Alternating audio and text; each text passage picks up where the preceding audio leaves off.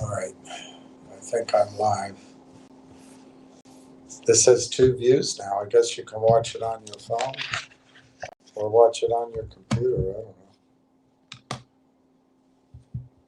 Or watch it in your dreams.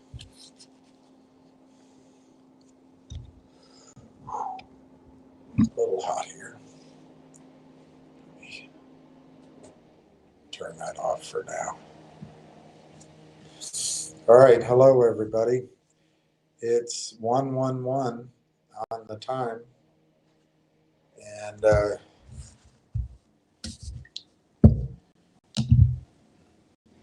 there's noise outside. I'm just pouring water. I know that sounded, not pouring coffee, sorry. I know that sounded a little gross. Sorry about that.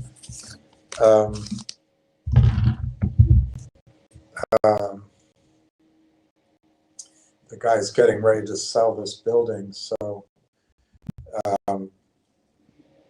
you can hear some work out in the yard.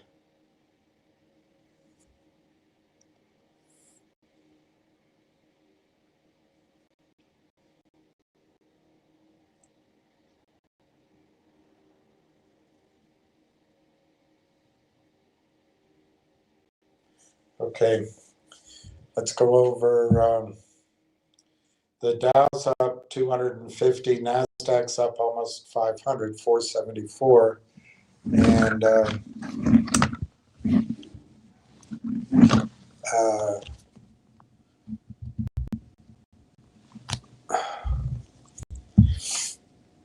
S&P's up 88. Finger is down a penny at 134. G-Bucks is down a little bit at 14 cents, 0.144. GDC is down 6.5 cents at 380. Energy Vault's up 9.5 cents at 362.5. And the belle of the ball is Railtown. It's let's see, 0.408 on the bid. The ask is 0.434 with a large amount of stock for sale, which I don't believe, 52,500. The volume on the day is 88,630. I show the last trade as 12,774 shares at $4. Sorry, 42.5 cents. $4 would be great, wouldn't it?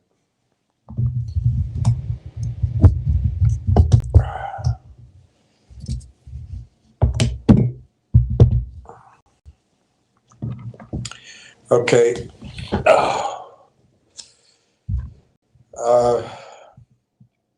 What do I want to attack first?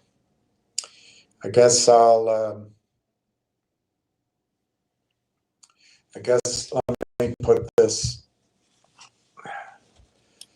Lovely, isn't it? A lovely outfit. Let me try to straighten this up a little bit. Loverly.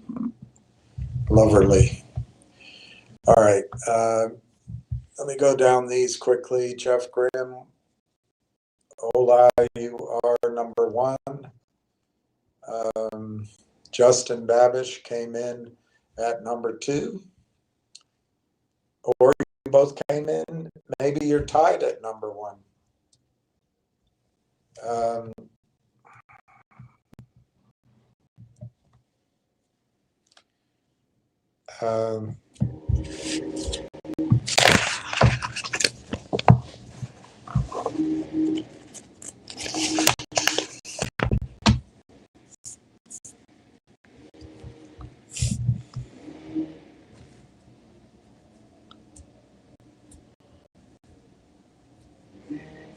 All right.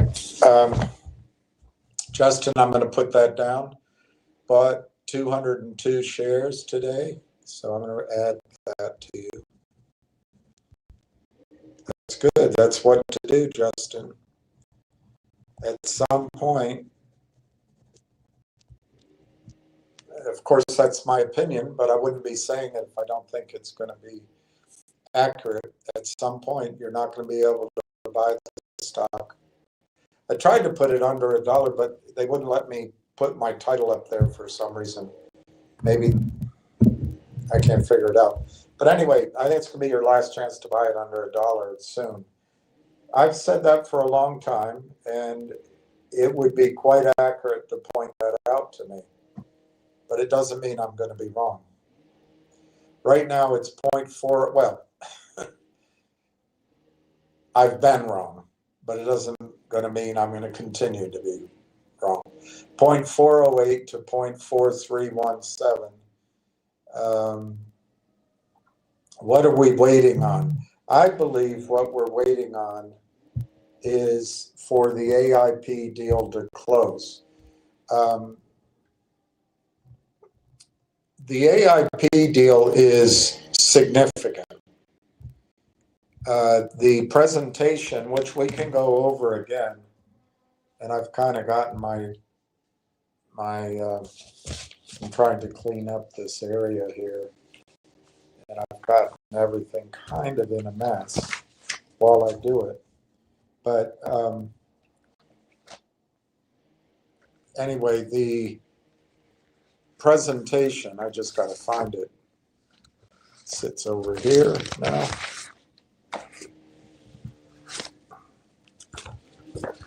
And I have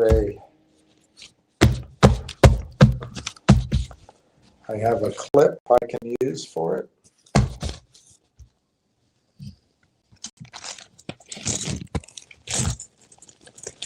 I used the red one, my last red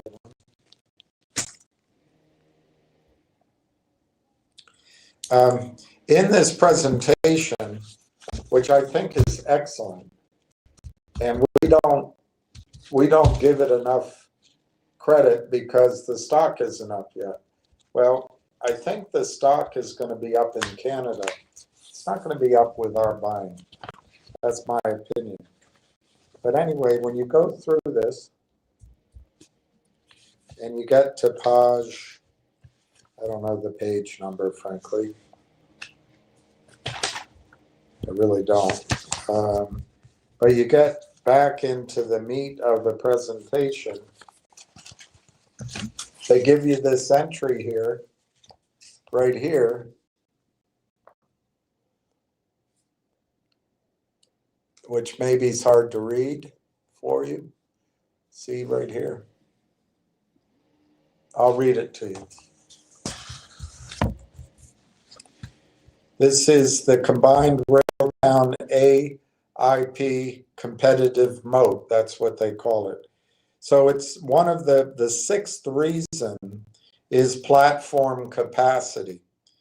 So there's an opportunity. Obviously, once Railtown controls AIP network, that opportunity converts to reality. To move acquired, any of the rolled up companies, acquired network companies, or non-acquired, just any of the companies in the network. There's, according to this, there's over 170. Another place in here it says over 180. It's a lot of companies.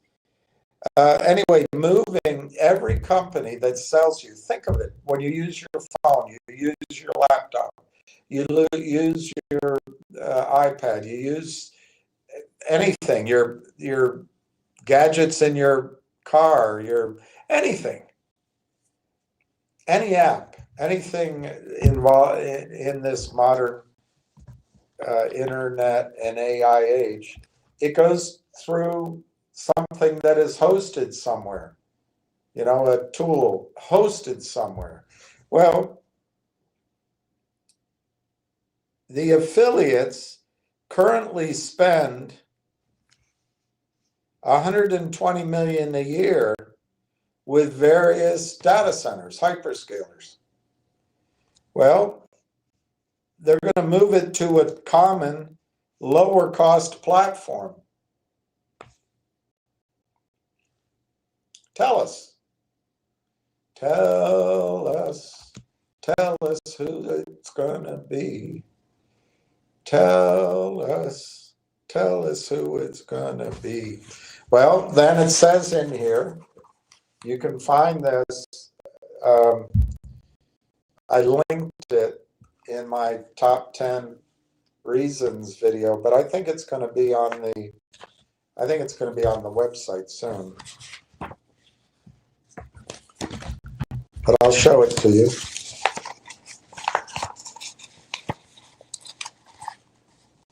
Shared revenue. Tell us who it be. All right, so if you assume, just for simplicity, that's at 100 million, not 120, and it's 15%, that's $15 million. And then let's say they go to 200 million predictably over the course of the next 12 months, because it's going to be growing. That's 30 million. So somewhere between 15 million and $30 million can be projected as revenue as a result of this AIP tie-up acquisition that is almost entirely, I'd say 99% margin. It's all profit. So in 2 steps, you get a high margin revenue that the company controls, which is going to get a big multiple. It's ongoing, it's recurring. So if they get to, let's say, 20 million and they get a 100x times that, I mean, you can do that arithmetic, but let's just make sure I'm correct before I blurt it out. I'm always wrong in my head. I know some of you are going to like that. You're going to quote that I said I'm always wrong in my head. You're going to take it out of context. I mean, in doing arithmetic. So if they do 20 million in revenue from this 100% area, number one, it's more than LangChain is doing, and LangChain hasn't even done it yet. They're projected somewhere between 12 and 16 million. They haven't even done it yet. And they're not making any money. And they're valued at 1.25 billion. Well, which means their multiples over 200x. But let's use 100x just because the arithmetic's easy. That's a $2 billion valuation just from just transferring all of these network companies from their current hyperscalers, maybe in the United States, where they need to get into Canada so they can get away from Donald Trump. They put it on TELUS, and then they revenue share this gravy train revenue that's growing with Railtown. You divide that, I mean, that's done without issuing any more shares. So let's just assume they issue no more shares. You can adjust this as you want. That gives you a target of $9 a share, just from that one piece. It's amazing, but we've had to wait. We've had to wait, and it's frustrating. And if you want to take $9 and cut that in half, because you don't trust my assumption, it's $4.50. If you don't trust that, cut that in half. It's $2.25. It's a heck of a lot higher than here. And where did I get that information? November 2025. Not making it up. Where did I get the comparison to LangChain? I've shown you. I'll show you again before this this is all over. So one thing I did this weekend is I found my old notebook, one of my old notebooks, and I'm not particularly good at my handwriting. I'm not particularly good at always using the notebook, but I do sometimes. So I hope this is the right one. It might not be. I might have grabbed the wrong one. Let me see. Tell us who's it gonna be? Tell us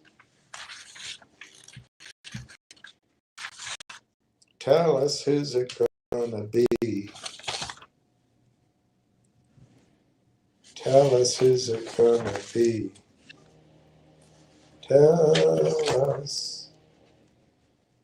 Tell us who's it gonna be? All right, so of course I can't quite read my writing, but I wrote here,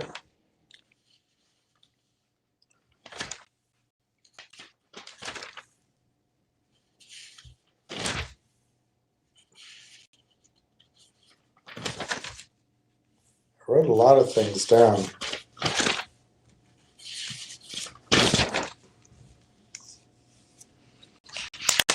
But tell us who's it gonna be?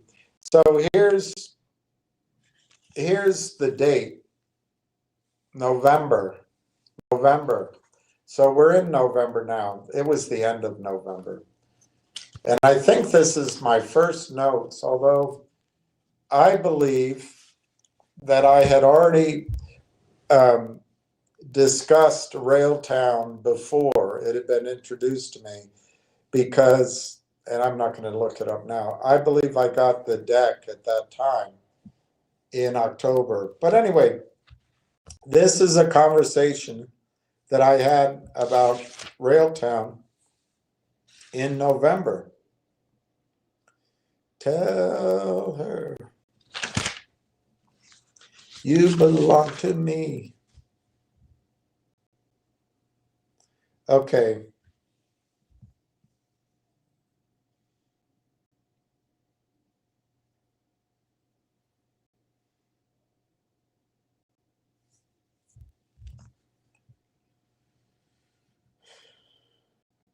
At that time, Railtown had several marketing groups working on getting buyers. They had, obviously, I had a hint of it, but they had Canaccord, but they also had somebody out of the UK.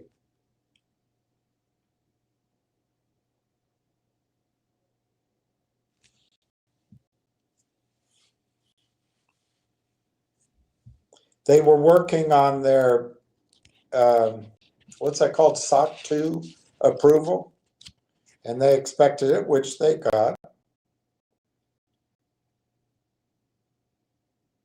And the stock, the scuttlebutt was the stock was going to move nicely, maybe December, January, February, March, first quarter, with the same projections that I'm making now.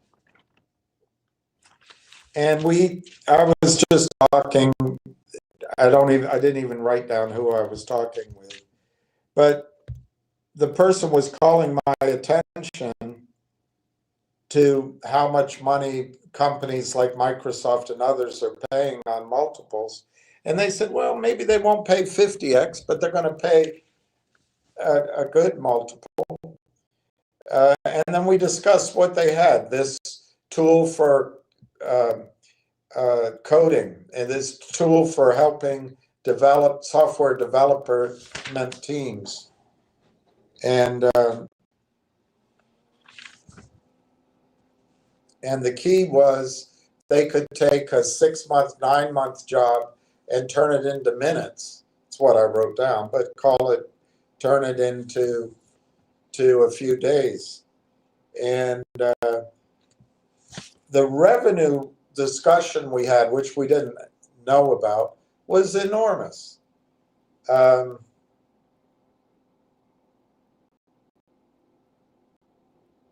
I have notes here about GDC or G-Bucks. But anyway, my point about this, the reason I bring it up, is I've been studying this Railtown as an idea for a long time, a year, probably slightly over a year. There was a press release with AMD that was out. That was already out. There were discussions that there was going to be deal flow, and we could see that news come over the next weeks or months. And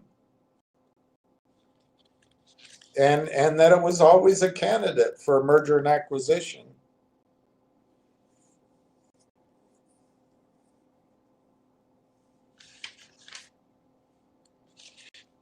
Then there's notes here on Nixie.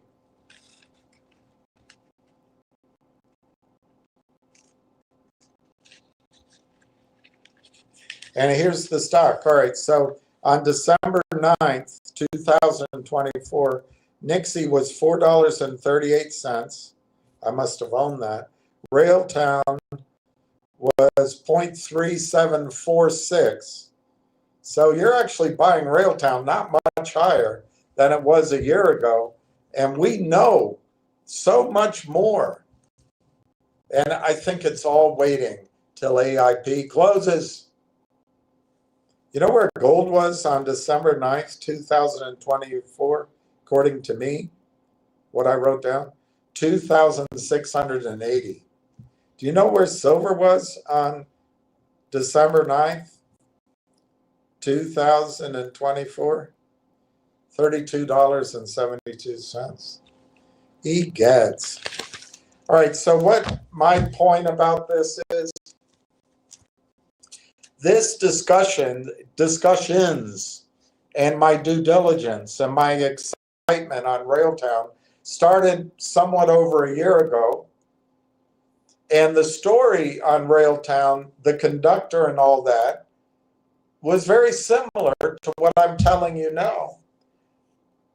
So I have 2 points about that.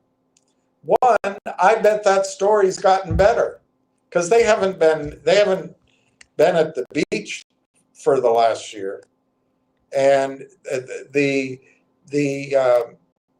what do you call it? The beta testing of conductor and all of its iteration is ongoing, and they've announced products even during this period. So that's number one. Is the story was great a year ago. I'm sure it's even better now on the conductor, on the Railtown side. But what happened in the meantime? February 11th, and I bet it started sooner. Let me just show you something I drew up of my own concoction to show you. It's kind of weak, but you'll put up with it because, I don't know how to do anything technologically.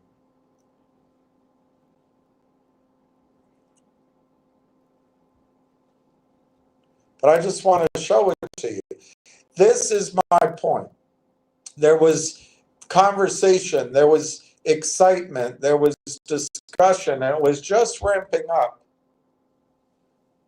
And this doesn't go back to November and December, but I use pink over here. I bet in January there was already a hushing up of the story. But in the red here, on February 11th, they announced the AIP acquisition. It said MOU in the title. It said LOI. It said weeks. It said acquire. So the computers just automatically start selling. That's the game. And that's the hole, the leak, the massive leak at the bottom of U.S. markets. But so what happened is these guys went to the AI After Dark event in British Columbia in November, and they joined AIP Network in December around that. And I'm sure they started talking in December, January. So already this cone of silence is descending on all the great news that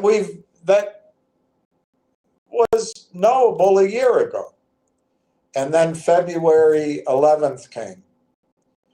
So February, March, April, May, June, July, August, September, and even October. On October 8th, actually October 6th, they filed it. They made an announcement that essentially they intended to acquire AIP, but they didn't have all the votes yet. They had a majority. Anyway, it was a confusing announcement. And then a month later, November 6th, they announced that they had announced and they were going to continue to announce, and they're going to get it finished by the 14th, and there'll be an announcement then. So starting around October 6th to the end of this week, it's still in a caution period. It's still in the period where you can't talk about this thing. And then sometime after the 14th, this Friday, it's going to start, the light is going to turn green. And I would expect slowly at first, I don't know if it'll take a day or a few days, but I think it'll be green in term. And what I'm focused on here is buying, institutional buying, insider buying, knowledgeable buying, whale buying, family office buying, mutual fund buying, retirement plan buying, buying by retail up in Canada, where it matters. I would argue it got slowed down January, February, and then it just halted. It's just, if you know something or can be perceived to know something that can be assumed to be material, non-public information, you can't buy the stock. And so it's been February, March, April, May, June, July, August, September. And just to give you, I know that I gave you my reason. I've been admonished that it's unfair, that that's not the reason. But I will tell you something. Without knowing what went on, I think it's inexcusable that two lawyers took this long to draw up a 100-page document. Absolutely inexcusable. But maybe I don't know what's going on. And they had to work with two other lawyers, so I guess it's 4 attorneys. But this is, whatever happened, okay? But the point is, beginning to start in January and then coming to a full halt in February, March, April, May, June, July, August, September, and now slowly thawing in October. But now we're still in bloody November. We're going to be halfway through November before this knowledge and campaign, which started a year ago, over a year ago, was put in freeze mode, can't talk. Now, I started this presentation with you today by pointing out that AIP is an extremely valuable, and maybe it's just by chance, because now we know about TELUS. I doubt TELUS has been around that long. AIP is going to be extraordinarily valuable to Railtown and to all of us. But there's no excuse for attorneys taking a year to get well, I'm exaggerating, 10 months to get a 100-page document finished.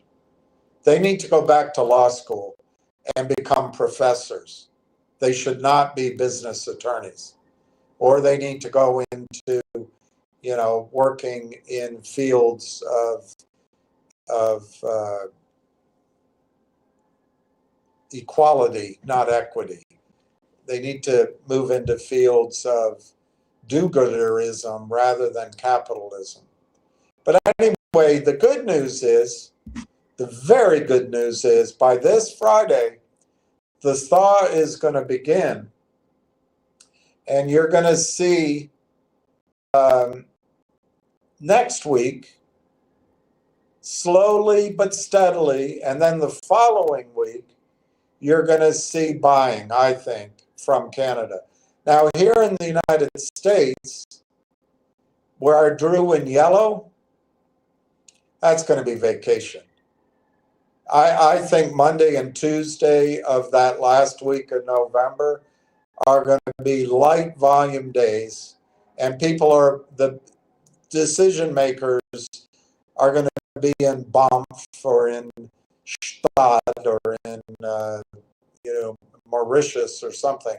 That last week of November is a goner. But there might be some buying in Canada. And then you're going to have the first week in December, the second week in December, and the third week in December. You might not have all of the first week because people are on vacation. But then December is going to be a goner in the last week and a half, just a complete goner. So we're basically going to have ahead of us 4, maybe 5 weeks of buying up in Canada. And so we're going to condense, I hope, in this sort of a month full of trading spread over the end of November, bulk of December. We're going to see the effects of marketing, telling the story, and buying that was put on hold in January, and for some reason it took bloody almost all year to get a document finished. Now, it could be negotiations, it could be valuation, it could be that, there was envy and jealousy and internal squabbling at the law firms. It could be that regulators held it up. It could be that, who knows, maybe this TELUS thing, they stuck their nose in and said, we want to know what's going on, and who knows? But I personally think it's inexcusable for, in a hot market where everything is happening, that it took 10 months to write a 100-page document. Now, what's the good side of it? There's 2 good things. 1, it's about to end. 2, we had the chance, the chance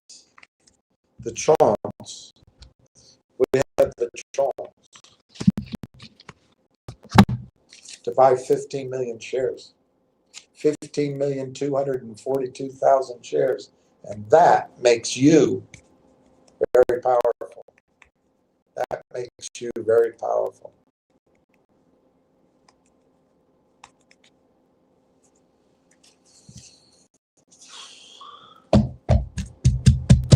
All right, so I made my point, and it's pointless going on. If loving you is wrong, I don't want to be right. If being right is being without you, I'd rather live a wrong doing life. Mama and daddy say he's a shame. He's a downright disgrace. But as long as I have you by my side, I don't care what your people say. Marco, 30,000, that's awesome. Taking advantage of the sale prices. Bravo, Marco. Marty Party. Grabbed another 500. All right. It's going to start showing up. Your patience, your courage, your action. The key is to act. While others are frozen, you act.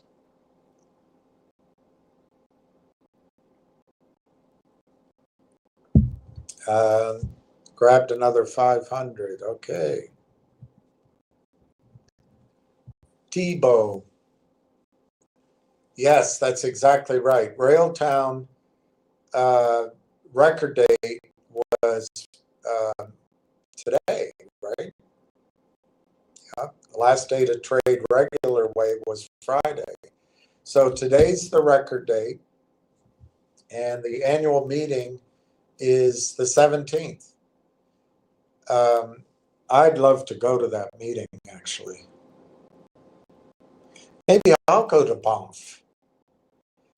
Maybe I'll go to the annual meeting, meet some dowager at the annual meeting in her dotage, and with hundreds of millions of dollars. I'll invite her to Banff, and maybe just kidding.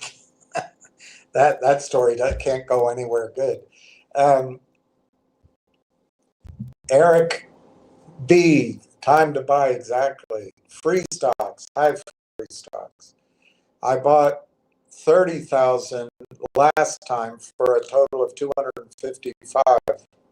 I rewatched the live. It didn't look like you were able to see. I couldn't see your update. You're exactly right.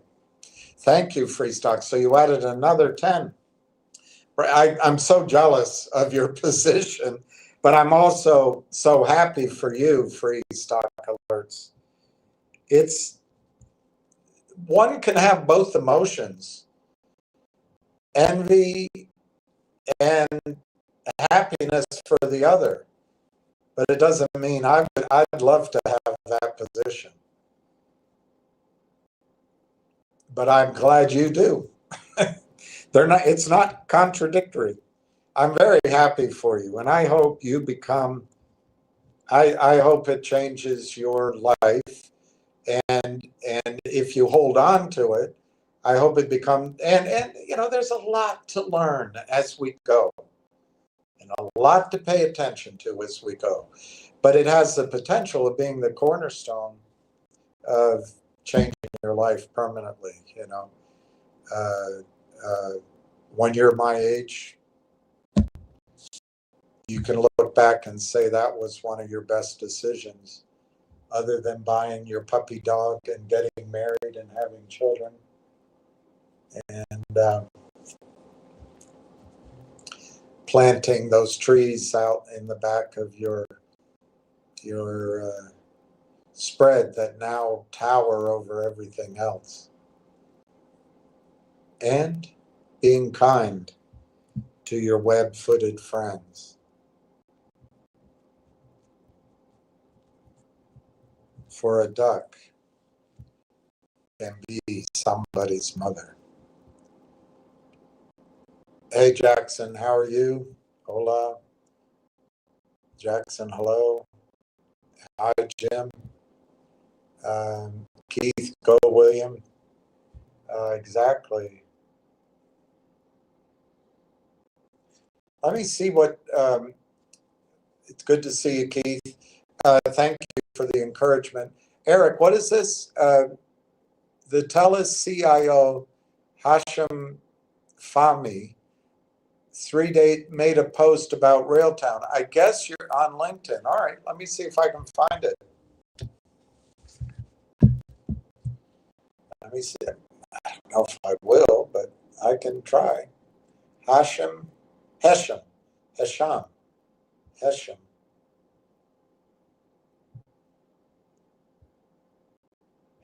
Abdul Wahab, Hesham Majad, Hesham Salim, Hesham Mumin, Hesham Hassan Alabama, Hesham Yusuf. He's not popping up. Let me try. F-A-H.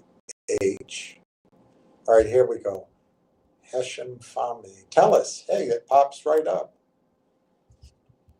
Pops right up. But I'm not sure it's LinkedIn.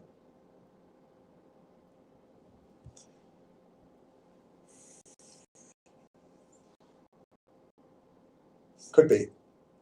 Could be. I mean, is he at Terranet? Yeah, here it is. Hesham Fahmy. He goes by he or him. Such a sexist. Chief Information Officer at TELUS. Terranet Inc., University of Toronto. I guess he lives in Mississauga, Ontario. Mississauga. A lot of people follow him. He's passionate. Passion. The problem is I don't see his posts.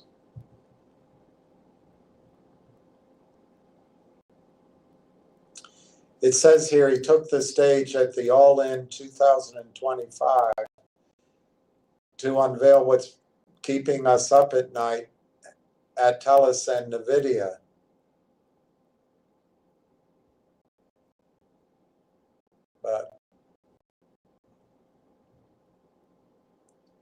And then he writes, today we changed the game for Canadian AI forever. TELUS has officially opened Canada's first fully sovereign AI factory, which is live and operational in Rimouski. There's a lot of mooses up where they ski in Quebec.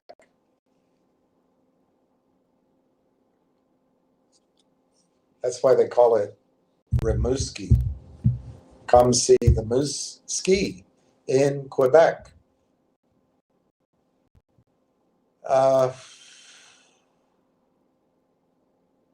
I just don't see.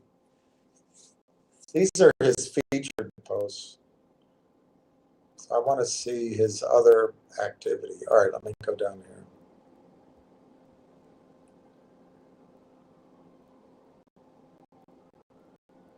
He's got a heck of a following. Here it is. Show all posts. Okay. Let me see what one you're talking about. 3 days ago.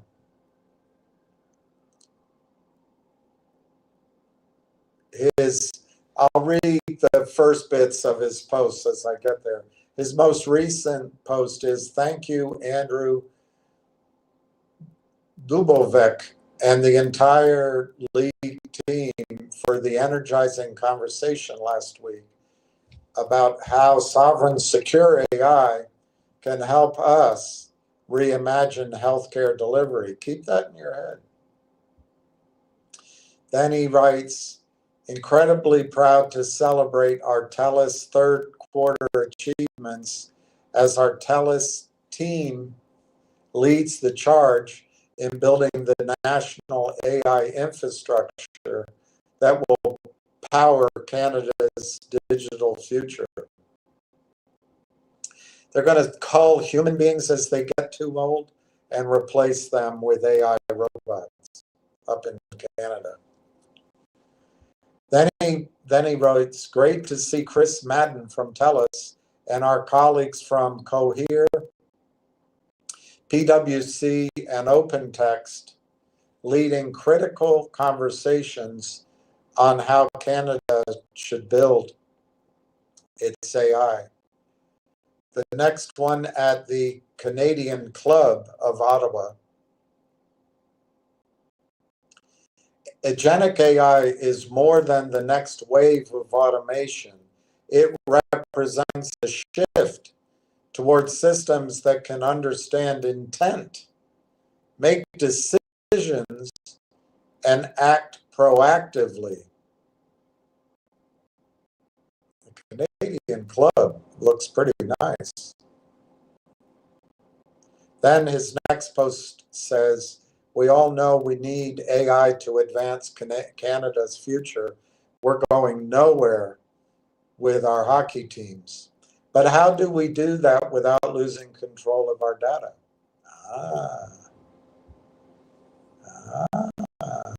that might be where Railtown comes in. Some partnerships just hit different. Of course, we all know some partnerships just hit us differently. Would be, anyway. We have to live in our own grammar generation, even if it is a nightmare. Compute just hit different. That's the beauty of English. You can abuse it and still get your thought across. TELUS is joining hands with Indigenomics Institute. All right, that's good. The next one, the future of cybersecurity depends on how well we prepare our teams today. And there's no better time than October's Cybersecurity Awareness Month. Wow, I went through all of October and I did not know it was Cybersecurity Awareness Month. Down here, we're more concerned with other things.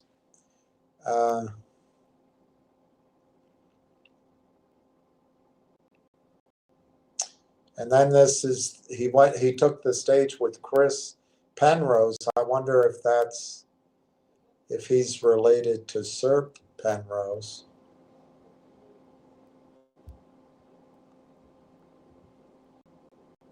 All right, I don't see this, Eric B.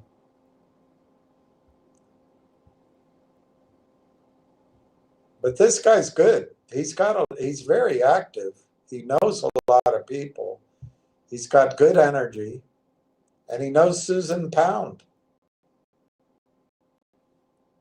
You know Susan Pound? She's the executive director of CIO Communities, and she says huge thanks to TELUS for their ongoing partnership and continued support of our Toronto CIO. And there's a lot of people with her in her picture.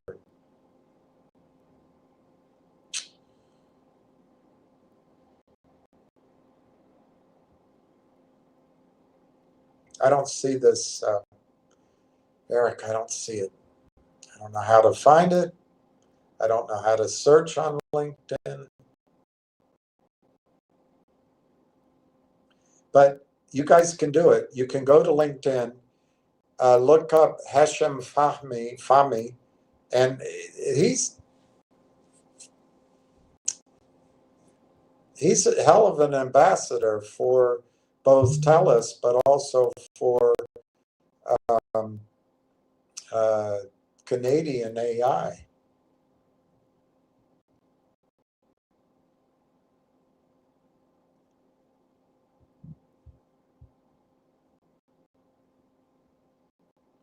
Here he is. I'll show you a picture of him if you find it, and you can look him up. I can't find I can't find it, Eric, that link, but I'm sure it's there. I just don't know how to search. Maybe if I search him, and I write LinkedIn, isn't it great how they spell LinkedIn? It's great. So clever. I wonder how much they spent for that. All right, LinkedIn, and then I wrote, what do you say? Railtown. All right, I'll write Railtown. See what happens. Railtown.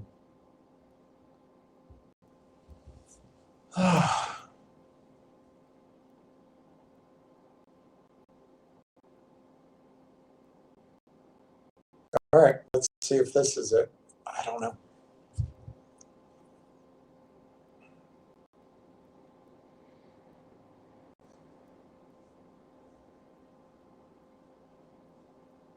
No,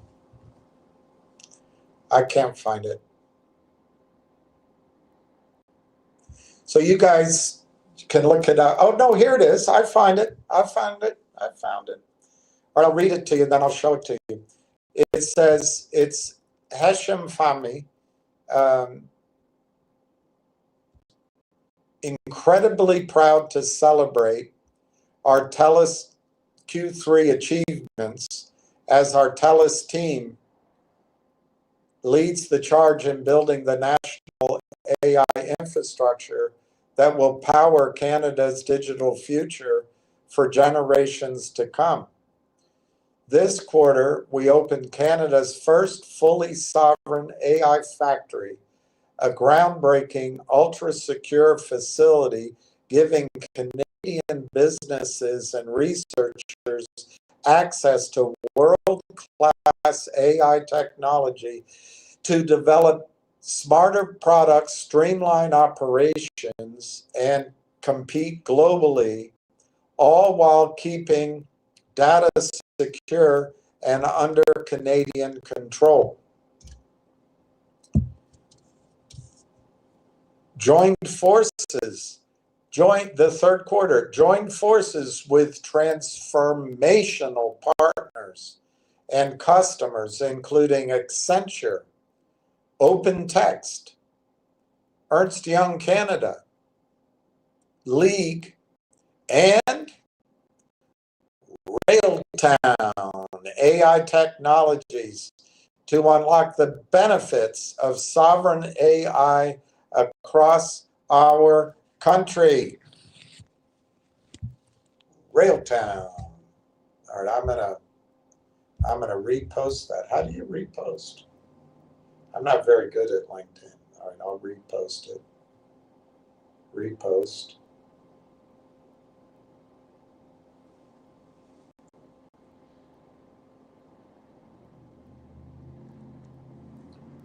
I'll try to take a picture of this. So maybe it'll show up and I can show everybody.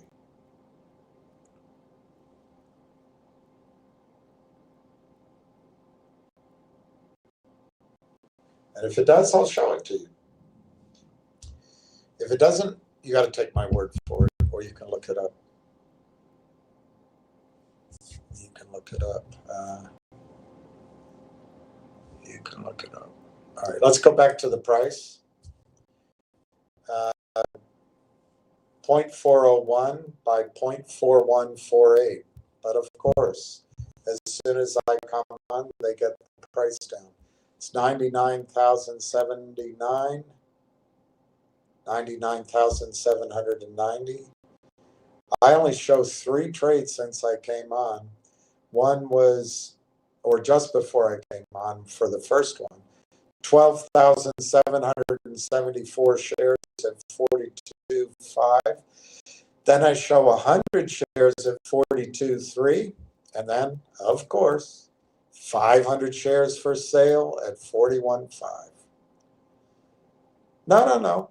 That's the ask. So that was a purchase. 500 shares bought at 41.5. All right, let's keep going.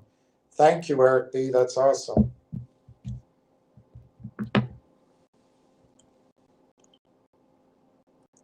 Yes, I know it's on LinkedIn. Ward. Good afternoon, William and Railtown crew. I spent the weekend getting caught up on all the great news last week. I see John Ruffalo is on the board with AIP. Was not aware of that.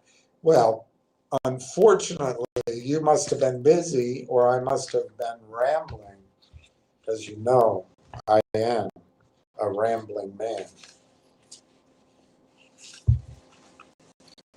I showed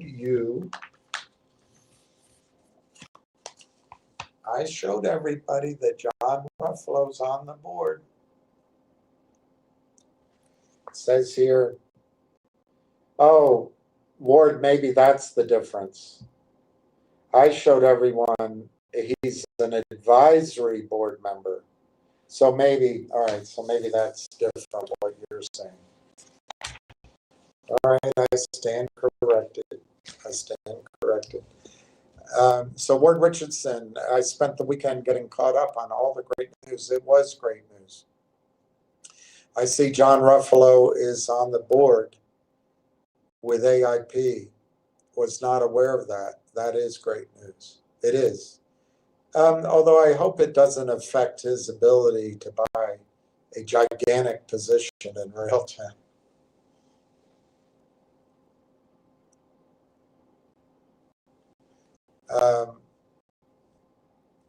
Railtown upcoming date is November 10th. Wait a minute, am I wrong? What's today's date? I thought today is the 10th.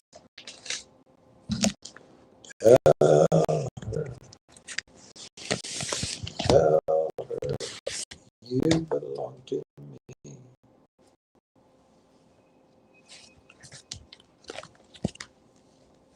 Yeah, today's the 10th. So this is the record date for the meeting. Tomorrow is Veterans Day. And Wednesday I have a $1.10 prediction. Doesn't look like that's going to happen. But who knows? Next Wednesday, my prediction is $2.50, and I'm not changing it. I think that could happen. But we'll see. One of these Wednesdays, I'm going to be correct. Jack Hamilton. Good afternoon, Mr. William. Please add 307. That's awesome. 307 is awesome. Everything you can buy. Now is the time to do it.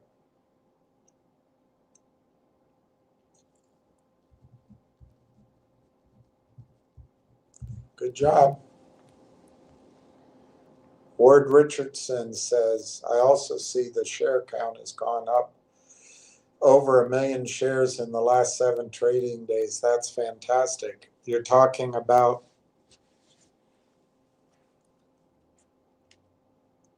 this. It's pretty good.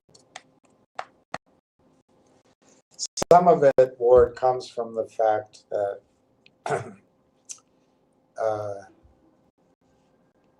not all of it, but I'd say maybe the 242 range of it comes from emails that I never read before, which I did over earlier last week.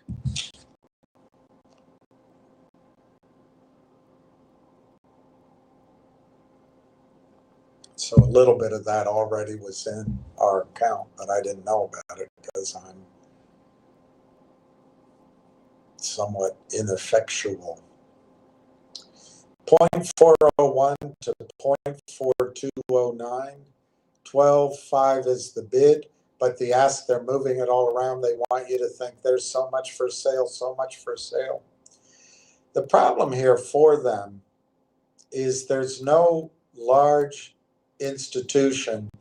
In my judgment, Polar, the client for Aubrey Advisors, was behind the total destruction and theft of the market cap in the DLQ SPAC.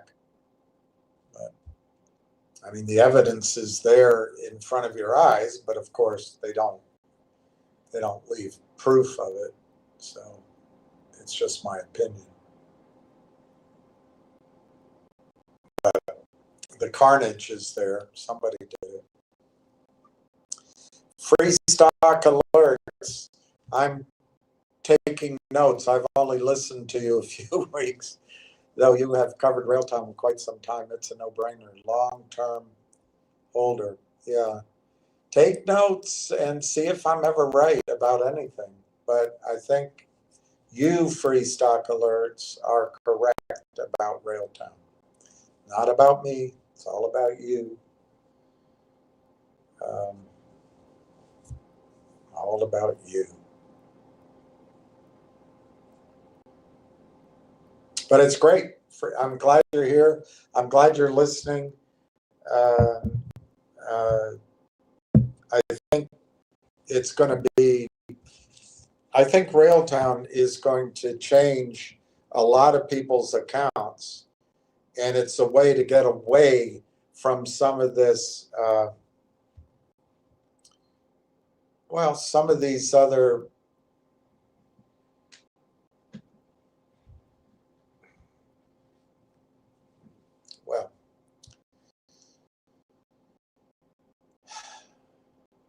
less strong stocks that we've been around for the last 2 or 3 years. Tebow Teals. Railtown will acquire all the outstanding shares of AIP from the holder. Yes, exactly. And that's going to happen on the 14th, finally. And I think shortly thereafter,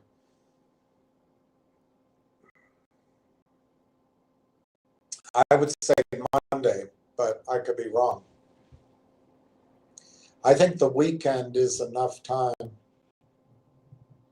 elapsed for broad distribution that transaction has been completed. It's only subject to will the attorneys file Friday, or go to the day spa in the afternoon. I don't know, but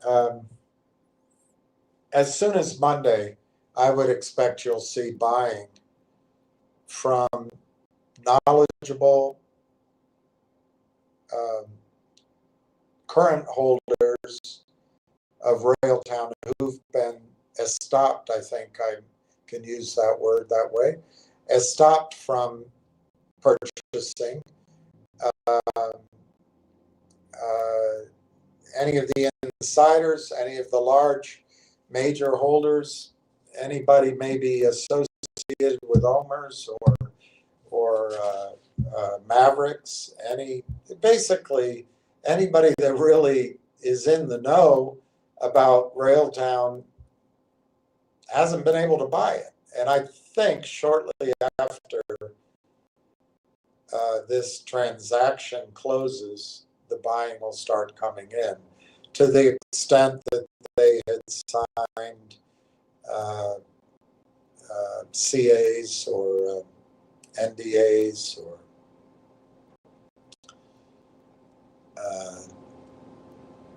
I don't know, some form of a standstill agreement.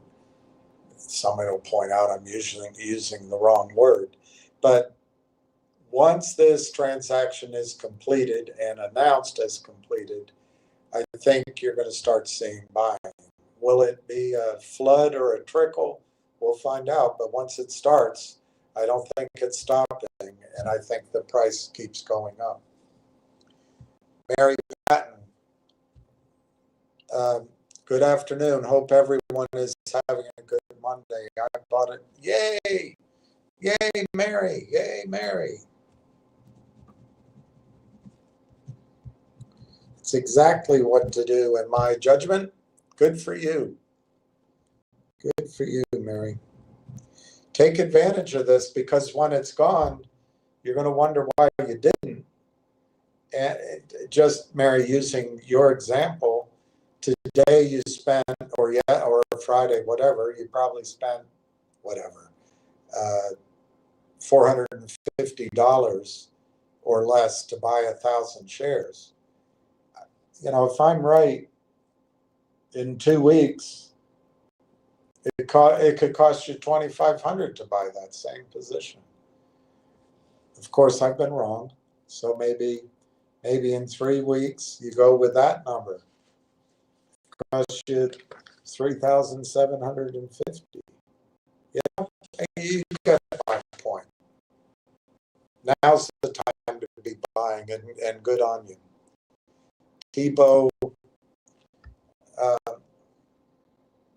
Tebow, we don't know what went on that caused the time. That's true. We don't know.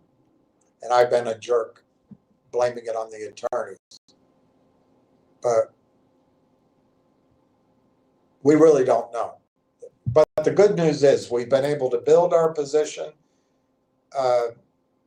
I think further good news is that good things have come our way, both in terms of that revenue sharing agreement with TELUS, which has nothing to do with acquisitions, by the way. And it's all gravy in the story. Who would have conceptualized that source of revenue? And it's 100%, well, whatever, 95% cash flow. I mean, it just do that exercise.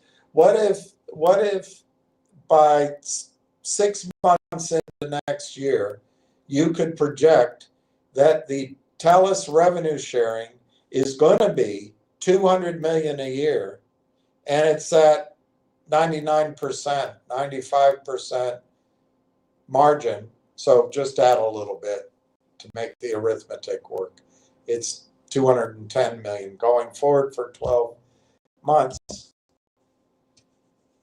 That conceptually, for the forward 12 months, gives Railtown 200 million in revenue that turns into cash flow, that turns into capital that can acquire the network companies for cash rather than issuing shares. And can we hear what that means? Non-dilutive, accretive.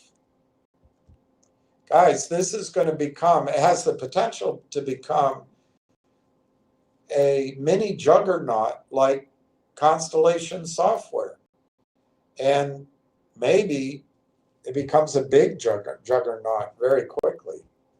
But it's going to jug, whether or not you know it. Eddie Rawlings asked you, Tebow, did he cover the Form 9 filing? I have no idea. What's the Form 9 filing? Let me look it up. If it's there, I'll find it. I did look last night after midnight, I think. It might have been earlier. I didn't sleep that well last night.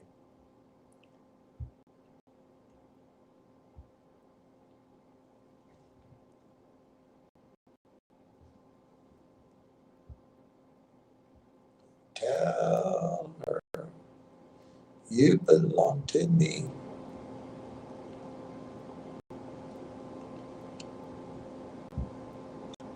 Tell her you were fooling. Railtown Technologies.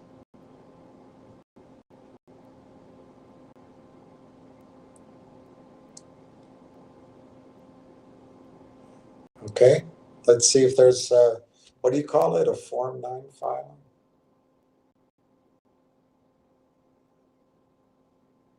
It's processing.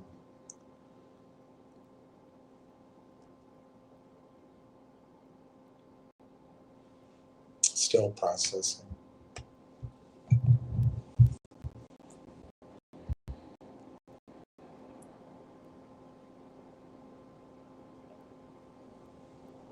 Okay, whatever it was doing has been processed.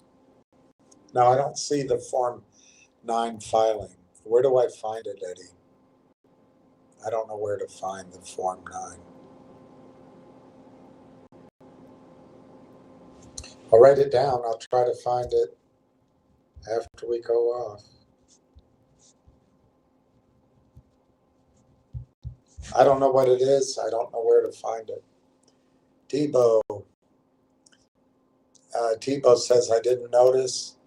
Eddie says, thank you. Eddie says, we have momentum. Let's go.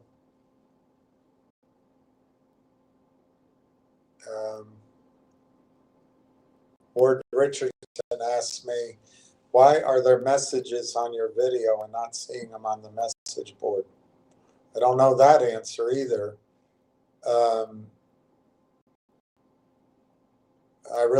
They changed how this, they just changed it. So it's presenting it in a horizontal form and vertical form. I don't know the answer to that, Ward. I really don't. David Peterson, kind of new to your channel, but over the last couple of months I bought. Good for you, David. I'm going to write that. Good for you. And welcome. I don't always say thank you to everybody for being here.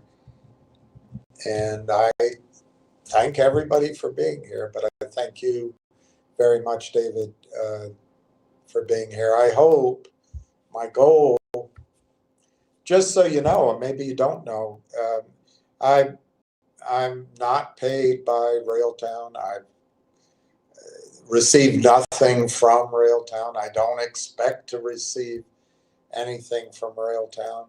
So my goal,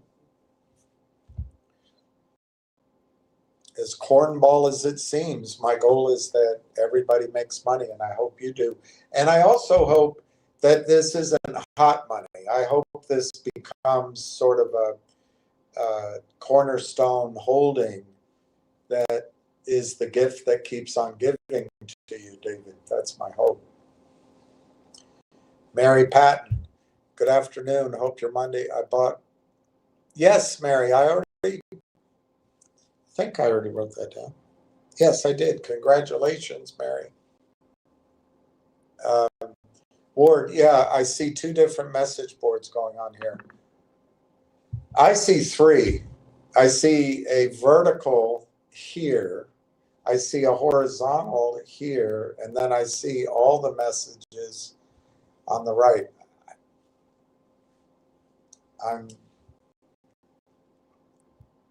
I'm bemused. I'm nonplussed. I'm bewitched, bewildered, and bothered. All right, so the stock is 41.7, 40.01 to 42.1. The volume's 100,000 shares. Last trade, 300 shares at 0.417. Tomorrow is a bank holiday. Maybe the government opens tomorrow. Be nice. Eric B., Ward Richardson, same for me. I don't know what to say. Maybe I should go back. They just changed it this way, but it gives me they gave me three choices: vertical, horizontal, or doing both. I picked both because I don't know if it used to be vertical or horizontal. I didn't know what it used to be. So maybe I should just pick one next time and just do that. D. Gordon is very positive on Railtown. Thank you, D. Clay Schofield, William, awesome. Clay's this is another position that I am yellows of, but I'm very happy for Clay. Very happy. Very happy, Clay. I think that's fantastic. 243. And I hope it pays you back many returns in recompense for all the times you had to listen to me, Clay. But that's great. Oh, I didn't read it all. He said something nice to me. Thank you. I, William, bought 7,630 shares on Friday for a total of amazing total, 243,180. William, I want to take a minute to tell you that you have a lot of friends here who appreciate you and all you do for this community. Thank you. Thank you very much, Clay. That's awfully kind of you. Clay Schoolfield says, I think I'm a pretty good judge of character, and I think you have goodness and good character in spades.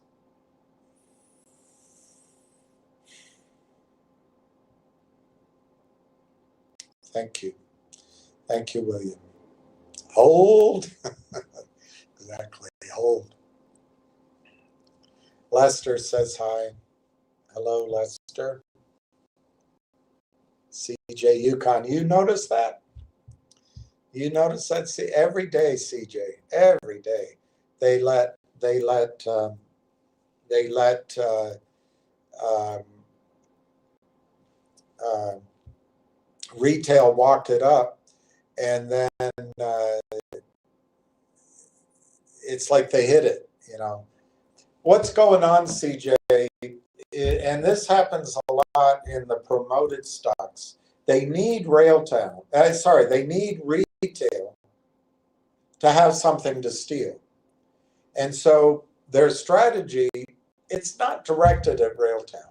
It's across hundreds, if not thousands of companies that Adina Friedman ignores and this Chuck E. Cheese guy ignores. And they just start selling. And what we get confused of, we think it means something. It doesn't mean anything. We also think that they know something. They don't know anything. We also think that it condemns the story because the stock is down. Well, for that reason, it doesn't condemn the story. What we can't know is there could always be something else. So that's the problem. Here, I don't think there's anything complicated to understand. I think that a lot of the buyers just have, according to conversations I had over a year ago and about a year ago, the story behind Railtown was powerful a year ago, very powerful. And then they bought AIP, and we went into just this cone of silence, this ditch. We went into the ditch for most of the year, for whatever reason. For whatever reason, in fairness, I may have been unfair for what I figured, but that story hasn't gone away. And in fact, I think over that 10-month period, we've seen evidence that the company's been working hard. They've attended conferences. They've put out enterprise sales agreements, 3, 4, 5, 6 of them, without revenue, of course.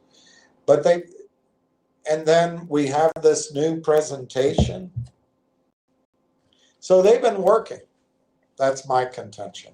And I think they've been working hard. So I'm excited to see what's happened for 10 months. And one of the most powerful things in here, if you read it, is the revenue sharing agreement. It's just huge. It's huge. They tell you their strategy right here. Anyway, I'm excited to see what happens after AIP gets purchased.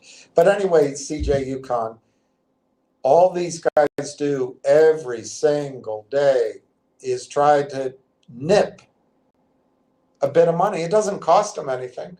And they're using other people's money anyway, splitting the profits. Then they're using somebody's market maker status, which the market no longer needs. But it's all of a piece to rip off the United States investors and CEOs. And no one cares. No one cares. But here's an example. I mean, you can minimize it or adjust it any way you want. I just want to give an example. The volume today is 110,000 shares. I'm going to use 100,000, even though that's probably more than they've done it to. But I bet the selling 75, 85% of it is just securities entitlements. It's just hypothecating, rehypothecating. It's just Xerox shares. But anyway, let's use 100,000 because it's easy arithmetic. The high on the day is 43 cents. The low is 42 cents, 0.421. So let's say they sold everything at the high, close to the high, and they're able to buy it back close to the low. But let's adjust it. Let's just say it's half a penny. Let's say they profit, their goal, they're trying to push it, and all they make today is half a penny. That's $500. It's better than painting houses. But they're doing it. We are in one stock. Many of us are in one stock. They're doing this across hundreds. It's all computerized. And if this one, they only make 500 for the day, well, all right. But if in others, they make 20 grand. It's the most ingenious way of stealing I've ever seen. And even when you get stopped, you know, your big sponsors, be it SAC or Citadel or Polar or the Toad, those attorneys get you off because those attorneys work at the big white shoe law firm that's going to hire the younger attorneys who currently are working on the case at the SAC, and they're going to, you know, in a couple of years, they're going to come in as on the fast track to partner. Guys, it's just a nightmare. It's just the most corrupt. This, you know, I used to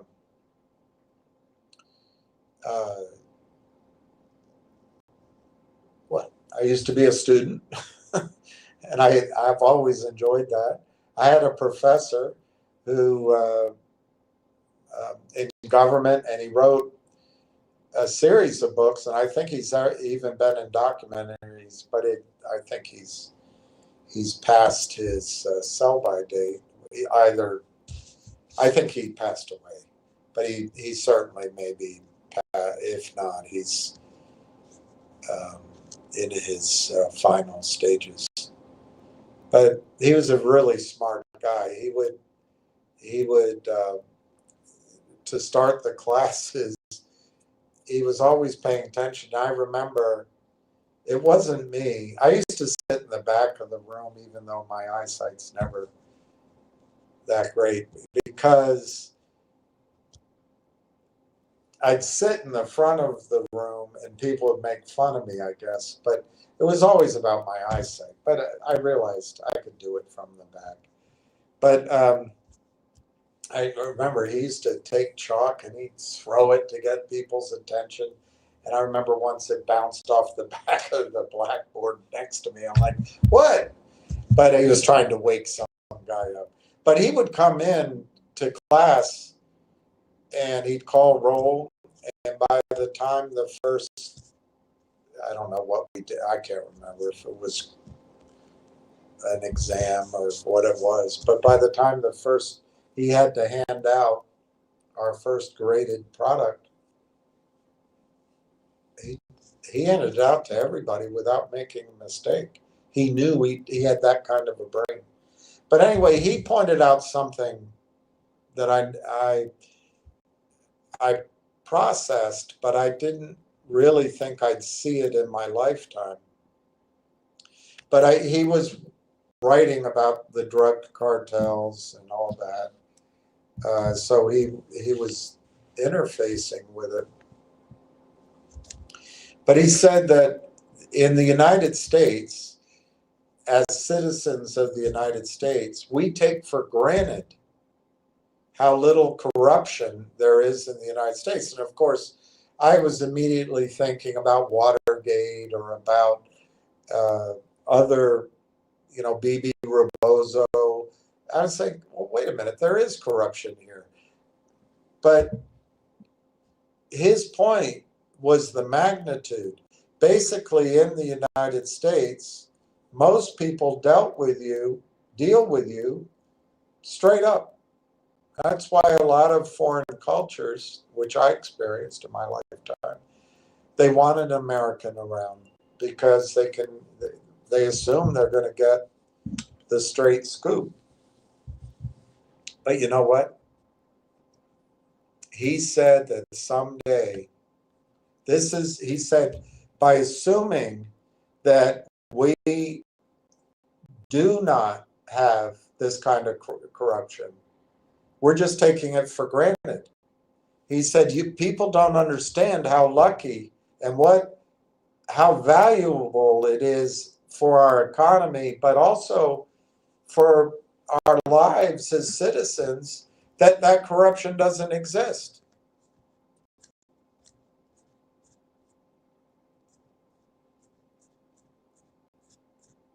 Imagine if your sheriff's department or your city's police commissioner was owned by the drug cartel. It doesn't happen. But you know what? He said we take it for granted at our own peril. Someday it's going to be gone and we'll be like the rest of the world. And I wonder. But I'll tell you where corruption is. It's in our financial markets. The financialization of our markets and the concentration of power in the handful of a few bankers is corrupting almost irredeemably our financial markets. And I cut this out over the weekend. This is what Giorgia Meloni said. I wonder if she's related to Thornton Mellon.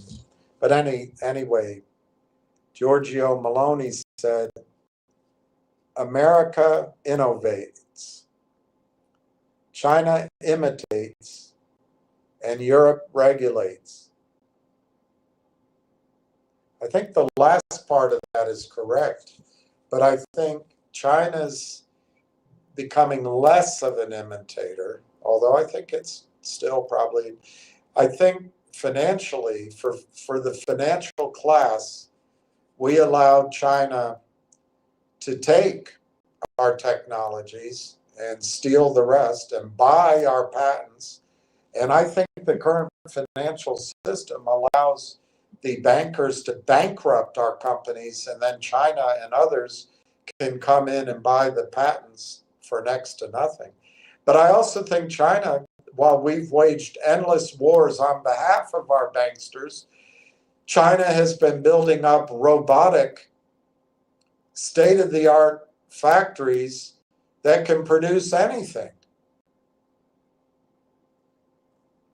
They've built up their power grid, their energy supplies. I don't know that they can fix their lack of water. I don't know if they can fix their population problem. And now I think they have a debt problem too. But China produces things. And this has gone on because America, instead of innovating over the last 20, 30 years, we've been hyper-financializing. Our world has become, our whole economy has become the government and hyper-financialization. And to me, the way to get back to innovating is we've got to create a competitive capital formation market, competitive to Wall Street's monopoly on this capital formation soup to nuts, where they choose their buddies and they milk it all the way up. Railtown gives you a chance to buy a stock that, if it were in the maw of Wall Street, it would be like Lang Chain, which doesn't even have a symbol, but I've shown you Lang Chain is projected to do annualized between 12 and 16 million in revenue. Projected. Hasn't even done it yet. It's not making money, but the Wall Street capital formation monopoly,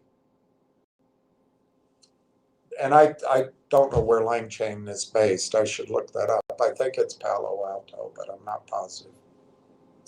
But anyway, they value that now at $1.25 billion. And guess what? You can't even buy it at $1.25 billion. If you wanted to get into Lang Chain for some reason,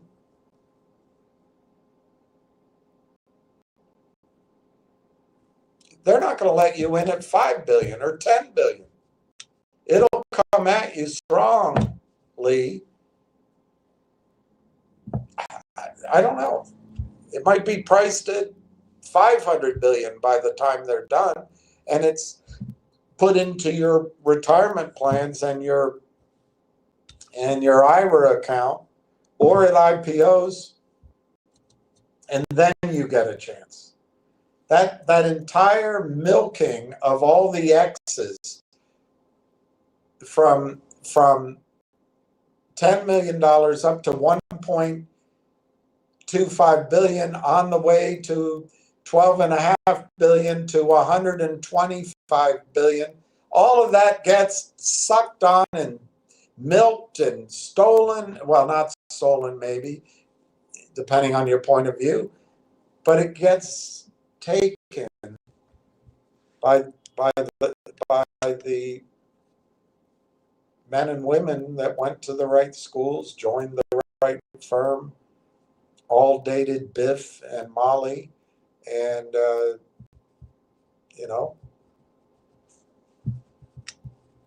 share access to each other in ways we don't. And that's not innovation anymore. That's not innovation, because our markets are totally destroyed. But it puts all the profit and the concentration of wealth to a handful of banks, who in turn control our government, and in turn direct us into endless wars, and in turn the government's creating trillions and trillions and trillions of dollars of debt, which goes through Wall Street. And those banks who are picked to run the government bond markets, and that even welfare, even as people need to go on the SNAP program, it all goes through Morgan Stanley and one other firm, I can't remember, maybe JP Morgan. All those cards, they get a piece of it. This hyper-financialization of our economy is detracting from our history of innovation. And the only way to get back to it, in my judgment, is to bring back our fair markets here, our honest over-the-counter, our honest NASDAQ, our honest precious metals markets and industrial metals markets, and stop the treatment of securities, metals, you name it, as a chance to make high leverage bets and cheat and steal, partly legalized under the Clinton administration, but most of it's stealing, all for our funds, so then they can make fees on the performance of our funds. It all has to stop. It has to stop if we're going to reclaim the future for doing good even. But anyway, I guess I got off track. But CJ Yukon, the key is just remember that when they pressure the stock downward, they're looking to nick half a penny, the tiniest bits. And if they get lucky, they'll love it. If they don't, and they walk away roughly close, great. Because in some other company, some other stock, they'll make their profit for the day. This is industrialized stealing and moving monies from the American taxpayer, which it goes on our national debt, over just to a handful of supranational banks. And we just, while we argue about,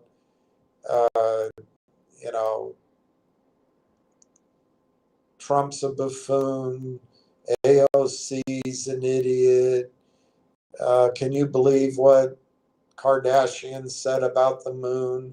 I can't believe what Taylor Swift just did to some guy that she's dating.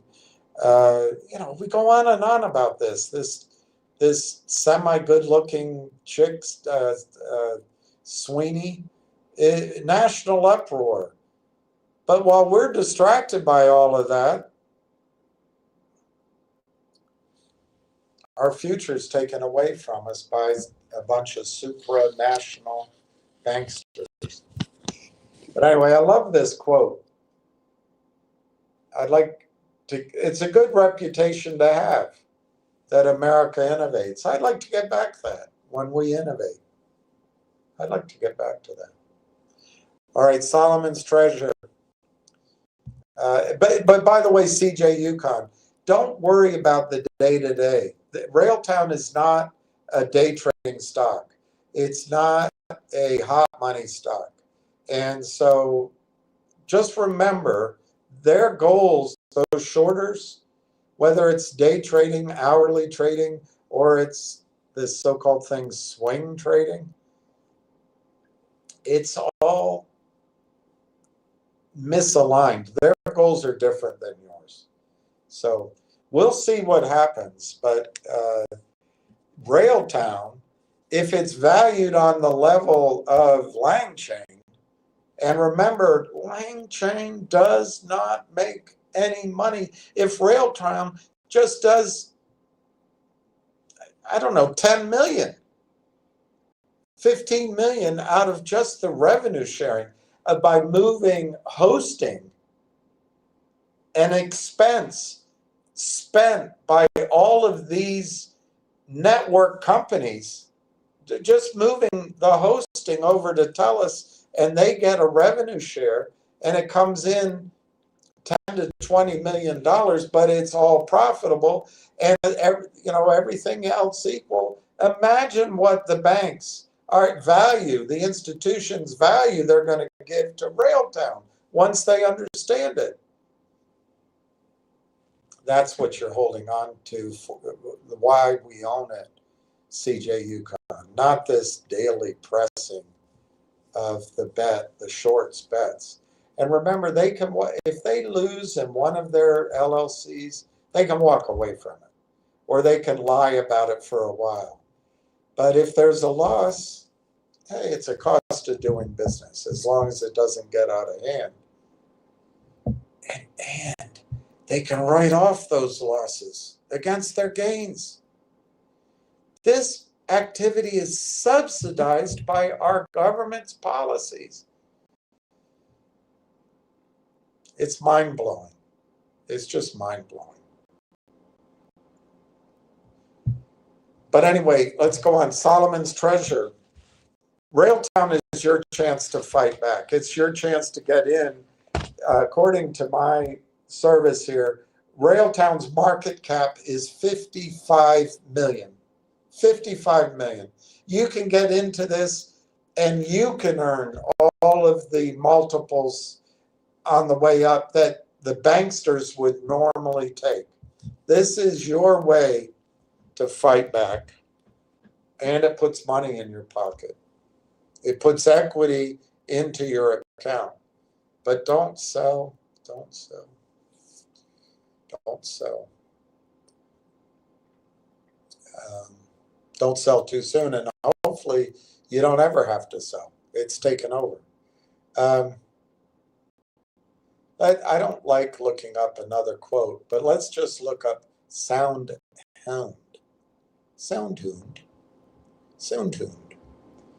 Soundhound is trading at 14.55, so it's down from its 52-week high of almost $25. But let's see what that market cap is. Wow, it's come down to 5.92 billion. Wow, that's sold off. Now, what is Soundhound? AI. It's on the NASDAQ, so I'm sure there's shorting going on. It's a mid cap, they say, at $6 billion. But it's AI with a target revenue this year,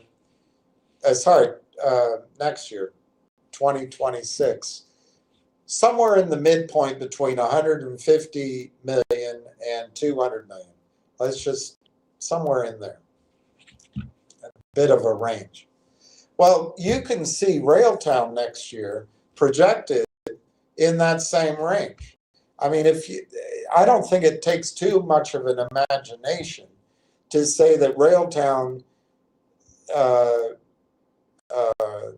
conductor, if it's first mover, if it's battle tested, if it is solving a real problem on a $300 billion market, $300 billion spend,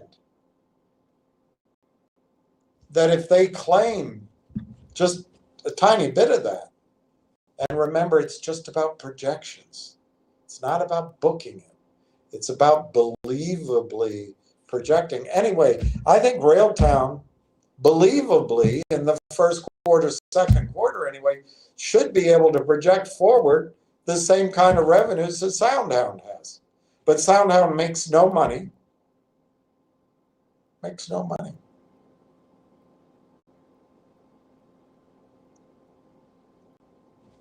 It has a market cap of 5.92 billion.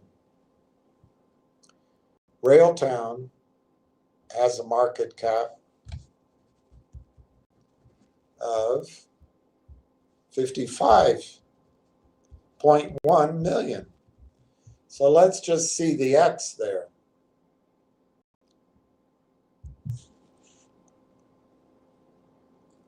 $5,920 divided by 55.1.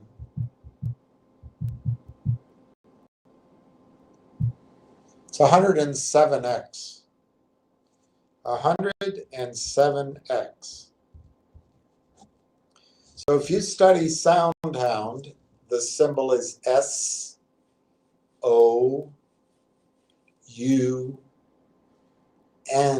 S is in Sam, O is in Oscar, U is an umbrella, N as in Nancy, SoundHound. And if SoundHound sometime over the next 6 months if Railtown were over the next 6 months be able to convince institutional buyers that they had a path to a similar amount of revenue as SoundHound, and Railtown is, let's say, 50 to 60% profitable,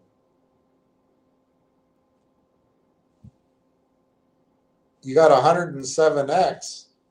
Let's say it's 107.44.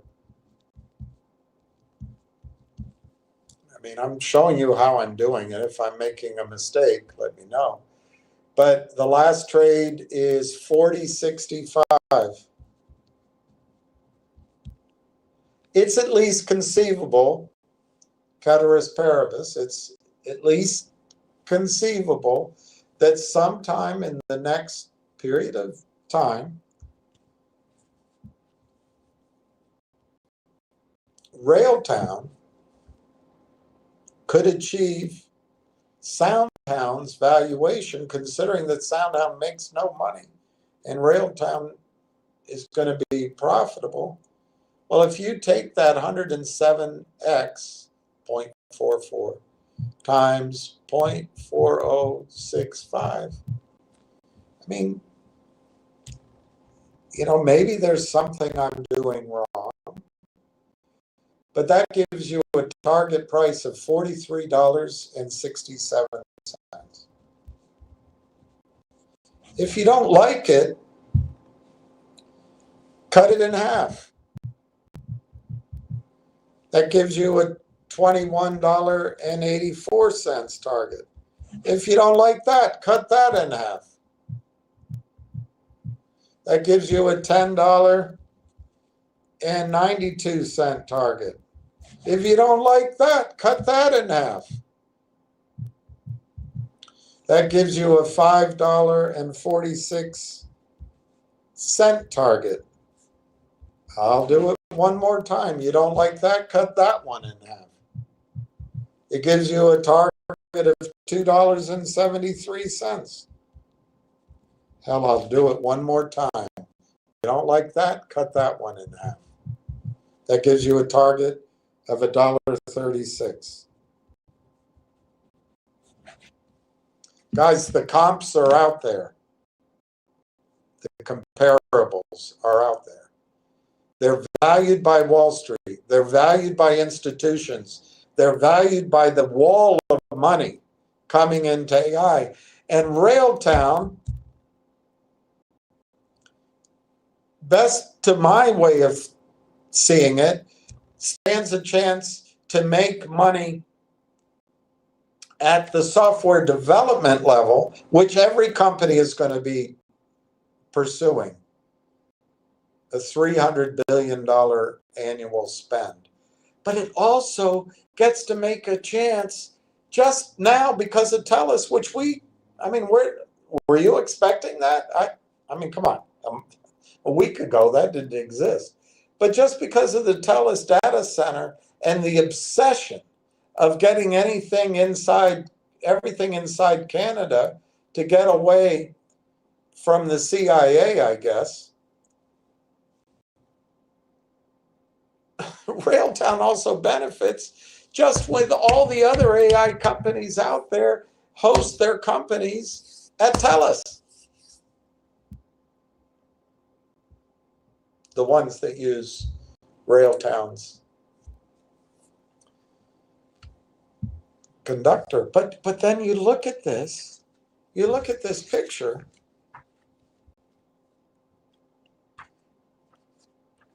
I think I need a haircut. You look at this picture. It's in the presentation. Railtown AI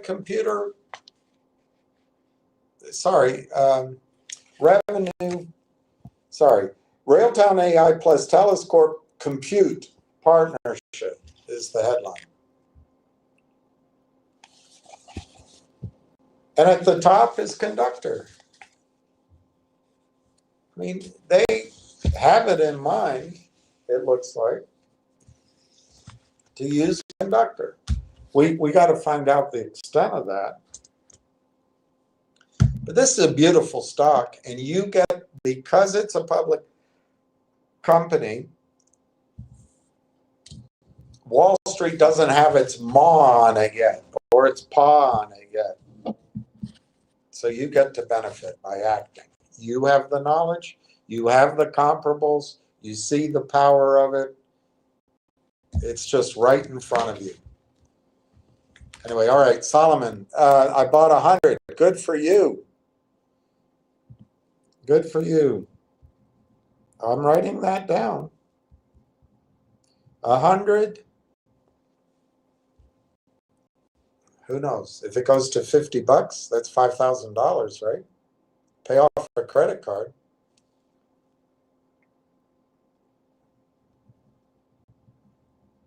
Good for you, Solomon.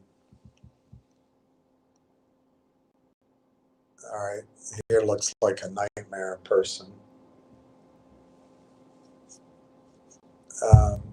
TMZ dash. I can think of a word that begins with C, but I'm not going to use it. Wow, price is high and mighty today. For what? Not our stock. Our stock is still stuck in the doldrums at 40 cents, 41 cents. TMZC, so no meltdown today. Are you talking about the stock or me? I can't speak for the stock, but I can speak for myself. So far, I haven't melted down, but stay tuned. Only an hour to go. Eric B. Quotes Hesham.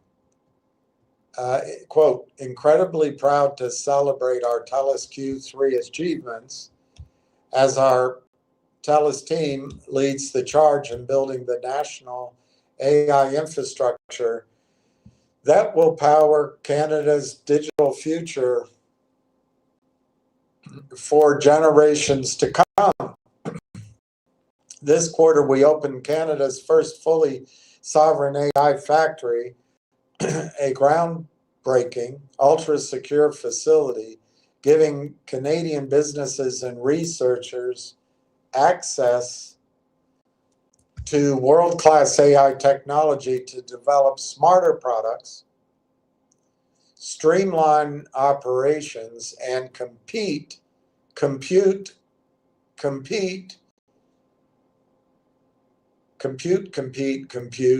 globally, all while keeping data secure and under Canadian control for now, until Canada becomes the United States' 51st state. Then the control might disappear.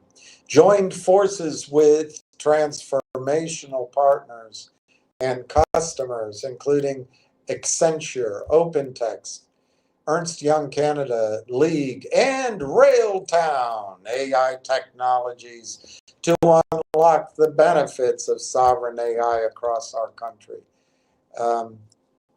Collaborated with Indie Genomics Institute, providing high-performance AI compute access to develop culturally respectful AI solutions that will elevate Indigenous voices and support Indigenous economic growth. Grabbed the Global Generative AI Award for the second year in a row for our groundbreaking work using Gen AI to monitor and manage climate incidents, safeguard infrastructure, and protect communities during wildfires and extreme weather events, working in close partnership with the TELUS community boards in Canada. The TELUS Friendly Future Foundation granted $7.1 million in cash donation to 500 plus charities and supported over 1.4 million youths this year so far. These achievements, what's that word, youth? Ute? Ute?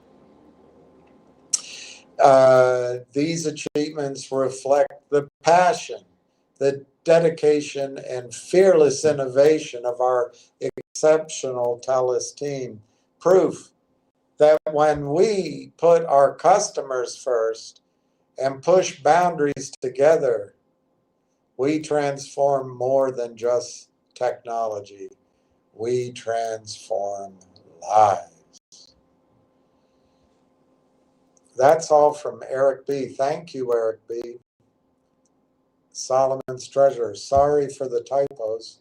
I hope I have time to buy more at low price. Got to add more money to my account. Well, I hope so too. But remember, I believe now that you've established these low prices, as it goes up, you can add to it confidently, because as you add, let's say at $1, $1.50, $2, $3, $4, your average price is always lower. So there's a lot of reason to build a position now, because your courage will be strong as it goes up. But I hope you do get that done, Solomon, and I congratulate you for adding 100 shares.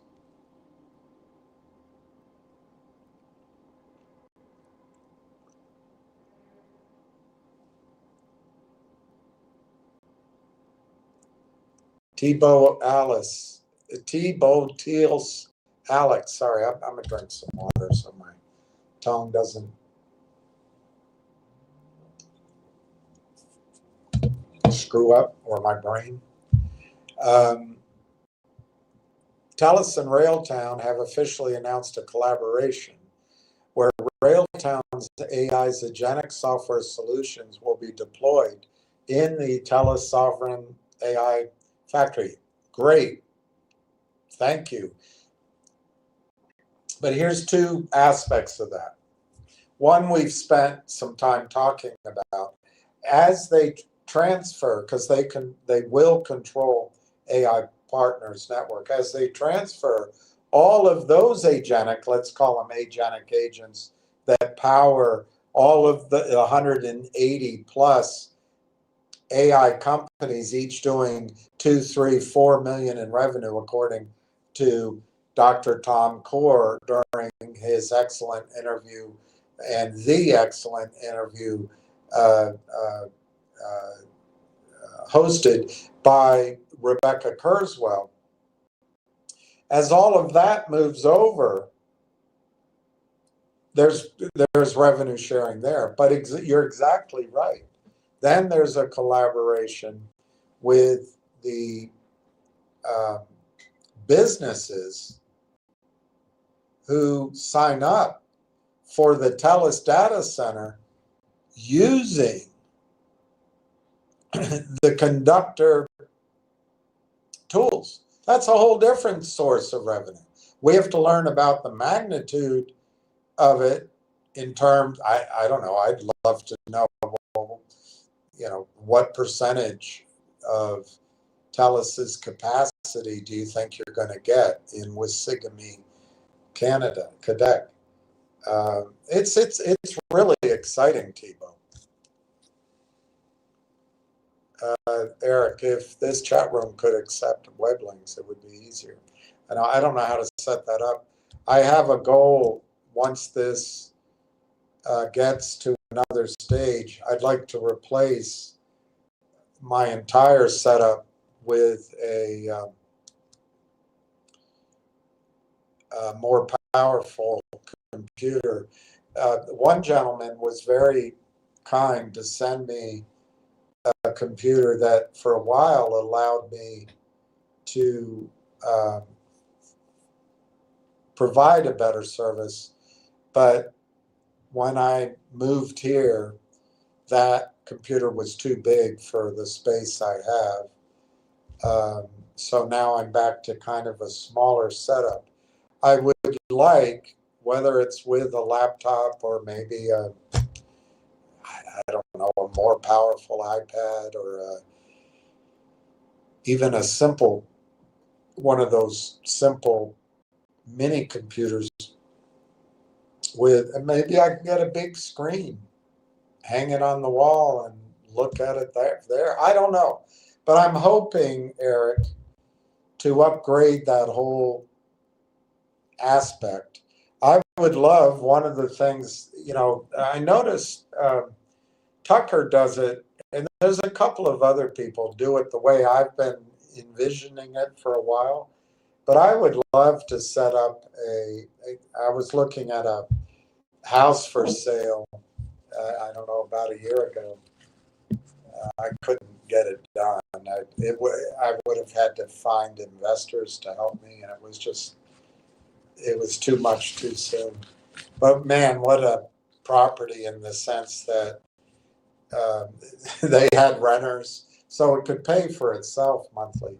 But I could also set up, what I'd love to set up is a studio where I can invite, particularly while I'm in DC, I can invite people in, and I could have interviews from distance, but maybe in place. Anyway, I would need a producer, and I don't have one, and because I don't have any technical skills whatsoever. I don't know how to type. I don't know how to use Siri. Watch that thing come on. It didn't.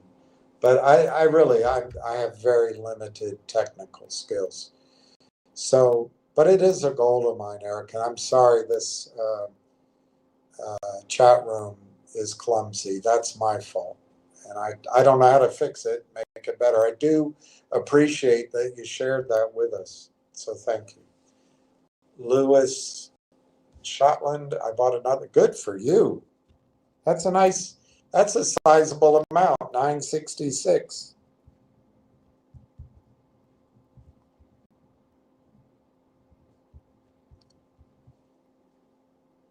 That's a great total. Another one I'm jealous of. But remember, when I'm jealous, I'm also happy for you. Each of you, I'm happy. But I love it. I love that you have such a position. I sold the last 300 finger and now own only one stock. Well, join the club. I mean, here, I'll look. I'll look. I own 3 nameless things. I have no idea what they are. They're I have no idea. I imagine one is WDHI. I imagine another one is I really don't know. Go Logic maybe, and another one might be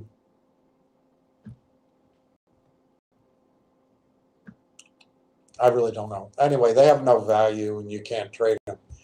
And then I do have my Go Logic from when I originally bought Logic years ago.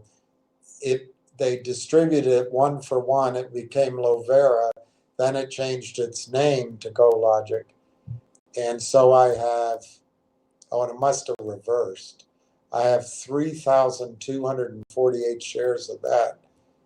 Or I must have purchased it at 15 cents. But it has no value.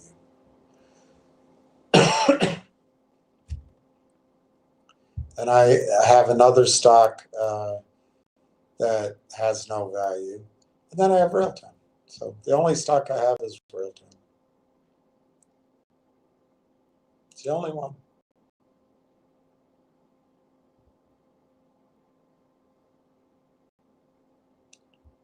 Finger motion is 135 to 136.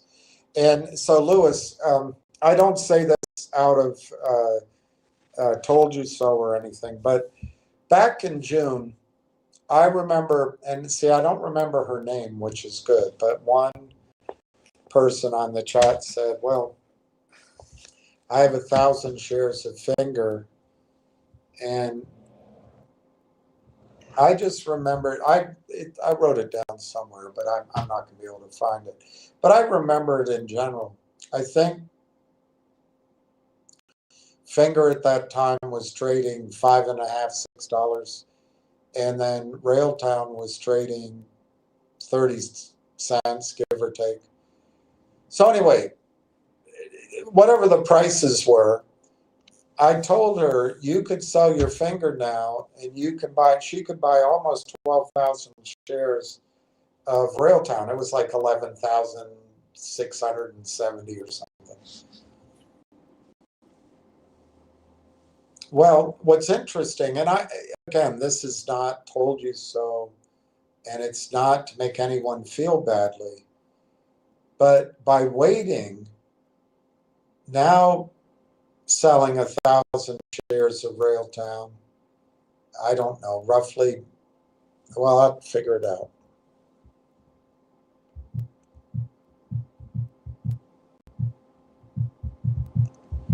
Roughly allows you to buy 3,300 shares of Finger.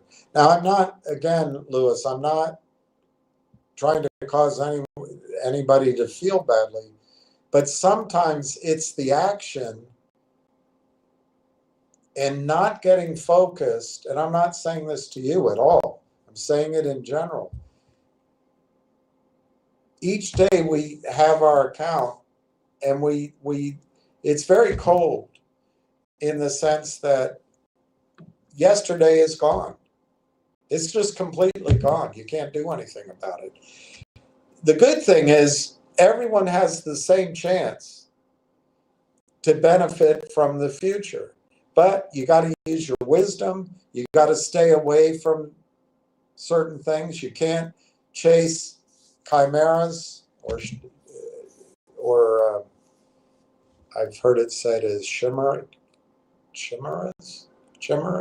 Anyway, chimeras. You can't chase illusions. But another thing is, if you're in a stock that you anticipate either it has this dream or you're losing money, so you don't want to get out of it. And again, Lewis, I'm not talking to you, but you don't want to get out of it because you want it to go back to the green. Well, sometimes you got to say, you know what? That one at best might double, or it has a lot of room to go down. This one, if I really believe in it, which I've been adamant about, and it turns out I've been wrong on the timing, so it's been a long wait, but I think that wait's going to be valuable. And as one guy reminded me, which is how I always looked at it, if a stock is going to go on a bull run, which let's see, that's what I'm suggesting to you, Railtown's going to go on a bull run.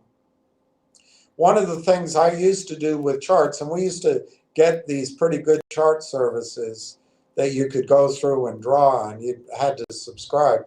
But I used to count the squares of the horizontal move and then simply take that vertical to the breakout at the top, and you could get a target about how high it's going to go. The point being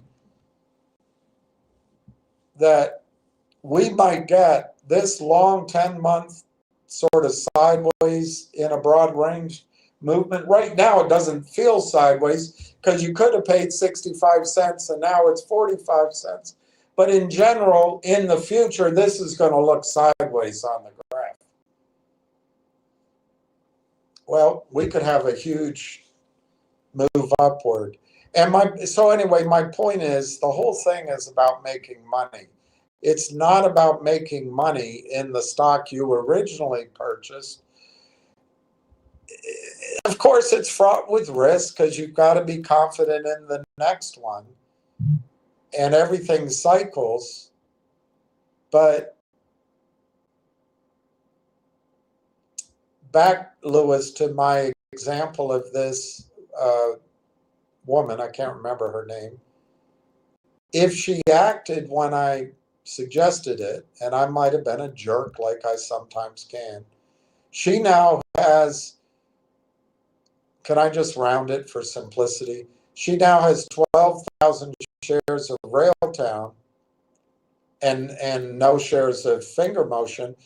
And of course, Railtown, she might have paid 35 cents, 32 cents. So Railtown has just been frustrating. She, again, I'm rounding up slightly. She has $5,000 worth of Railtown.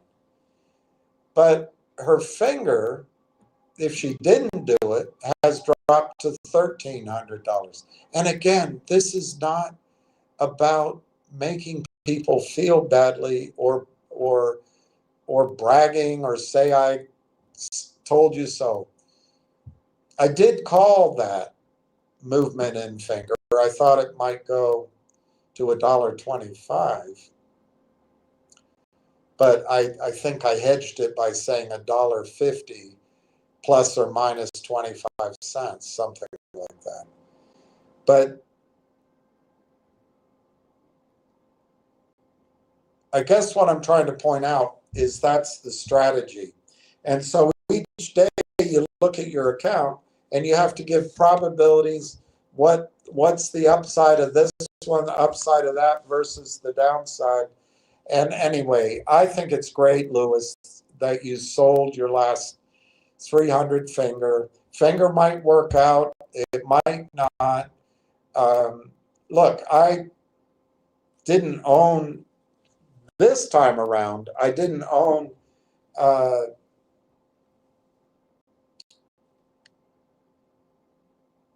Energy Vault. I never owned Energy Vault. The one I was confused with was Wolf. I mean, there was a time that I owned quite a bit of Wolf, but that was before my account got destroyed.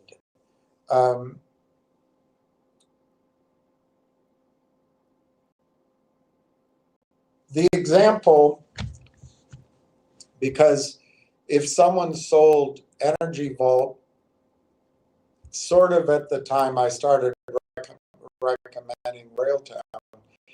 Railtown's flat, if you give me broad poetic license, and Energy Vault's gone up, depending on what you paid for it, 2.5, 3.5 times. Let's just call it 3.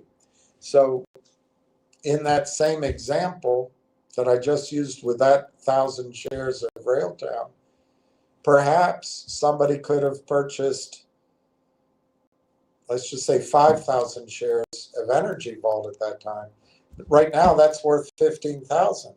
So that would have been a better alternative. But how did you know? You also might have purchased G-Bucks 1 for 1 is how I remember it. You might have purchased 1,000 shares of G-Bucks, which is now worth $100, $130. So that game is a little more difficult. But Energy Vault, the one guy here in particular was very strong on it at that point, and maybe that's an alternative. But I still stand by my recommendation then to do what you've done now, Lewis, in this group of, this bucket of money anyway, put it all in Railtown. The story's not over for Railtown. And yes, in retrospect, if we had all gone into Energy Vault, we could be selling Energy Vault now and buying 2 or 3 times as much Railtown. On the other hand, who predicts the future better than I do? Everybody. On the other hand, who knows? You just got to be happy. And that's what I keep. Not only do I say it, I mean it. I look at these positions like yours, and I'm amazed. I'm absolutely amazed. And I wish I had them. But I'm also grateful for the position that I do have in Railtown. And I think there's no perfect trading. There's no perfect way to do it. So the more for me, I'm just talking to myself, the more I would torture myself. Oh, I should have done, I would have, I never should have gone to do that move. All that, it just clutters your thinking for when you sit down one morning and you say, now I've got this opportunity in front of me. I've got these sunk costs over here. If you're thinking clearly, sometimes you make the new decision that's excellent. So anyway, I'm sorry to ramble on that point. I'm so glad, Louis, that you did this. I really am. I congratulate you. Railtown is now 40.401 by 0.421, 12,500 by 12,500. The volume is 111, but still, I just don't see that many trades. In fact, I only see one trade, 112 shares at 0.409. Thank you, Louis, for letting us know. Emil, I added 190. Awesome, Emil. And I'm glad you did it in Canada. I think Canada's where the price gets its validity is in Canada. Good for you, Emil. A lot of people.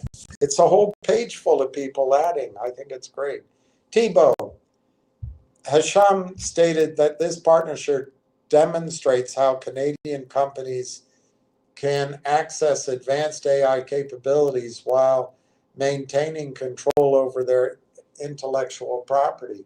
Do Canadians have intellectual property? Eh? Of course, I jest. Canada has a lot of intellectual property.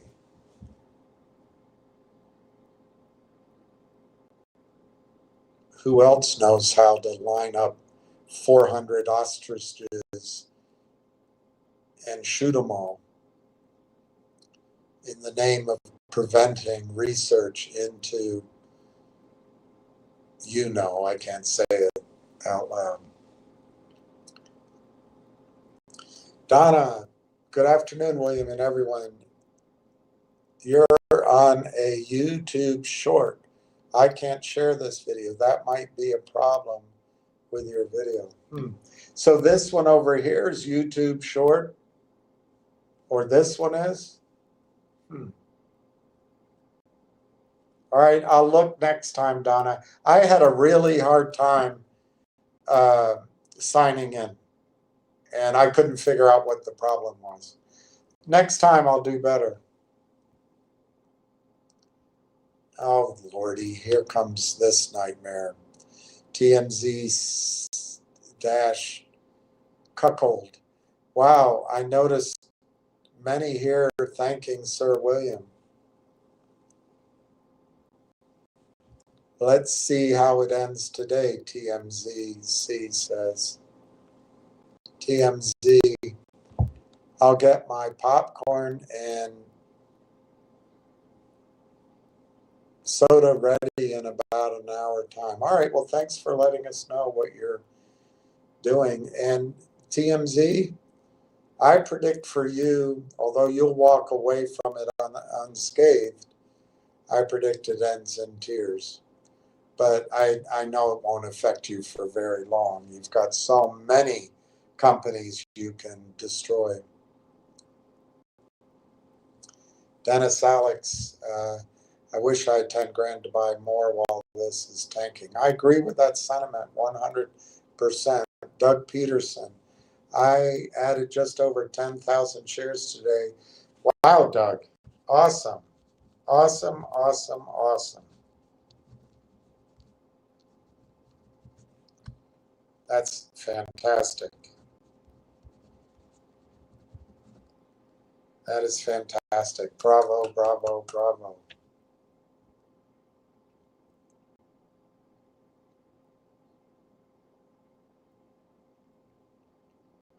Let me see how the overall markets are doing. The Dow is up 366. NASDAQ is up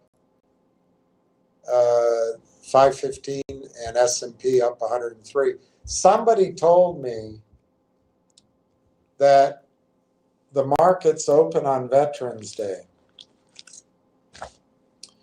and my screen is telling me it is closed.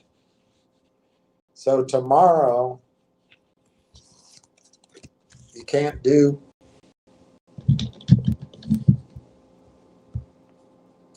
anything tomorrow in the United States of America, apparently. So that's, you got today, we don't have tomorrow.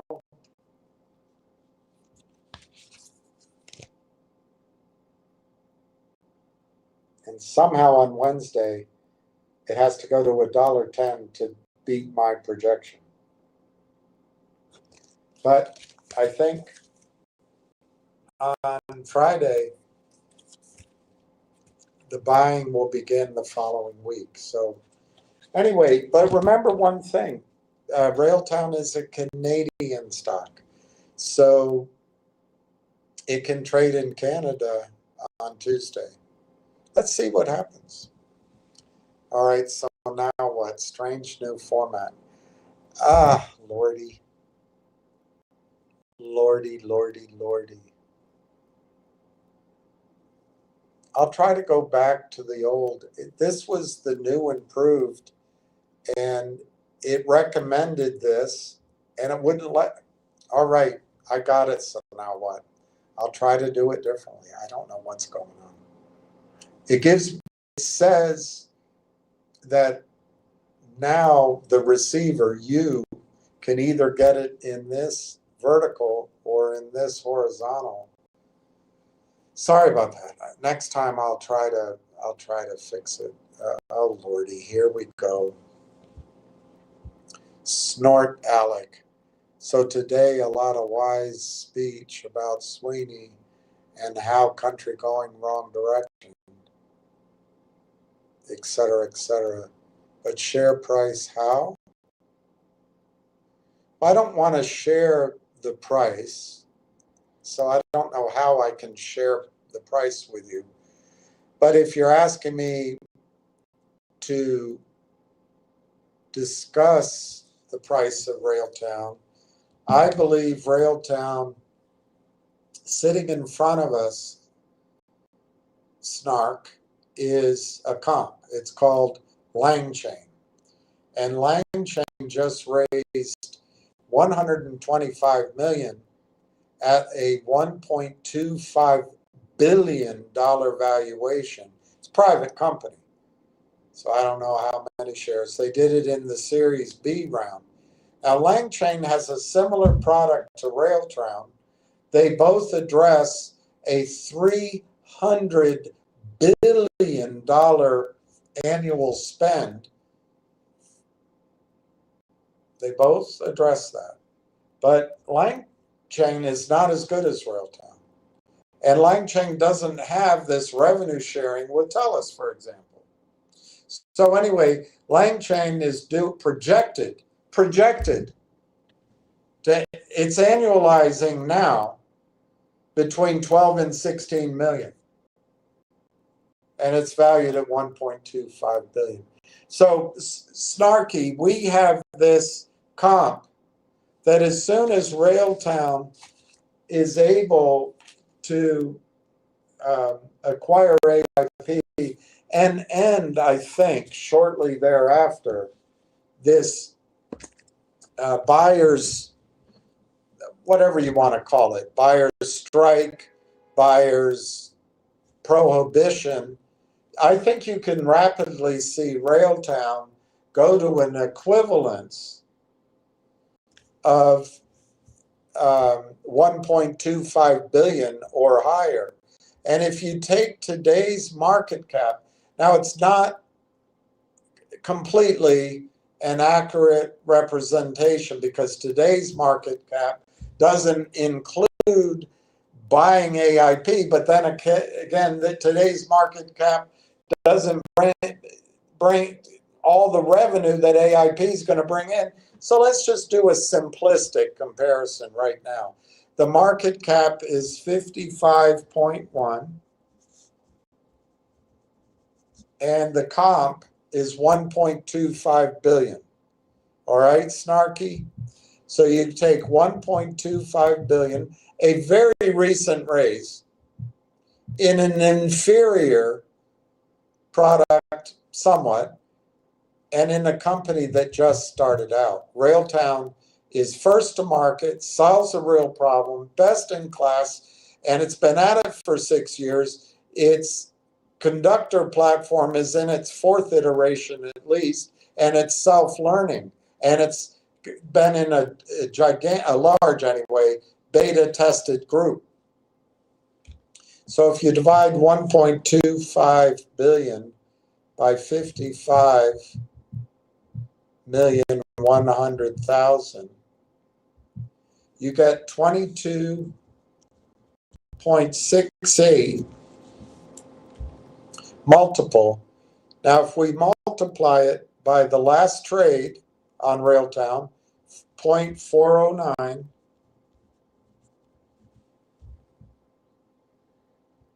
Snarky, I guess you're asking me about share price. If we multiply this by 0.409, that gives you a target, Snarky, of $9.28. That's a comp. Now, I would say we should adjust it for various things. Let's take half of it, Snarky. That's $4.64. You want to do that again? Take half of that? That's $2.32.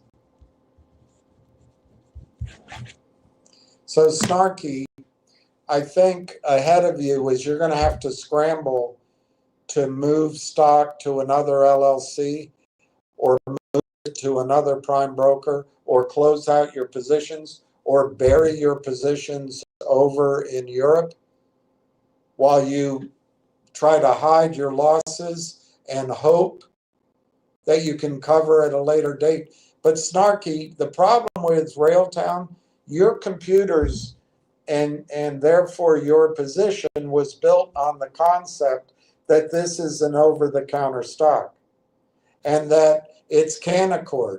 So if you short it, you can busticate.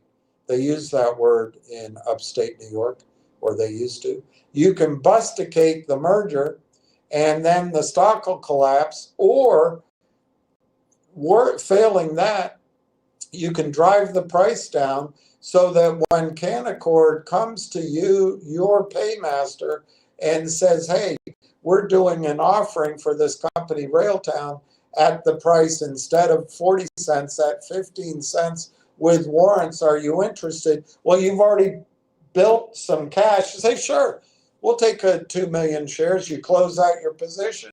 The stock collapses, and it goes the way of MMAT, Torchlight, MMTLP, MULN, COSM, CRTD. The list is legion. But guess what? Your computer is just as dumb as a rock, and your computer doesn't have the analytical ability, apparently, to check, well, wait a minute, is this a Canadian company? And I know you guys destroy Canadian companies. I'm in a silver company you destroyed. I know you do it. But in general, you forgot this is a Canadian company. But most of all, what you didn't know, they've never done a toxic convertible note. And the other thing your computer didn't factor in They don't need anything. If they just close this deal and start moving the hosting over to TELUS, I'm not making it up.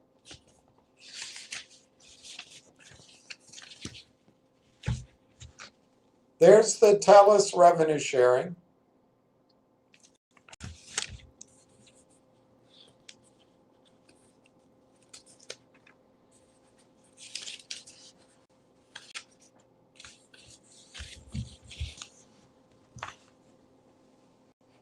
And right here is the revenue that'll move over. 120 million. And it's always growing. Call it 10%. 10% of that is the share at 100% margin. Well, that's right at the lower end of the 12 to 16 million projection. And remember, that's just one part of Railtown's revenue, but that's 100% margin, whereas in the case of Langchang, they don't make money. And they haven't done 10 million or 12 million.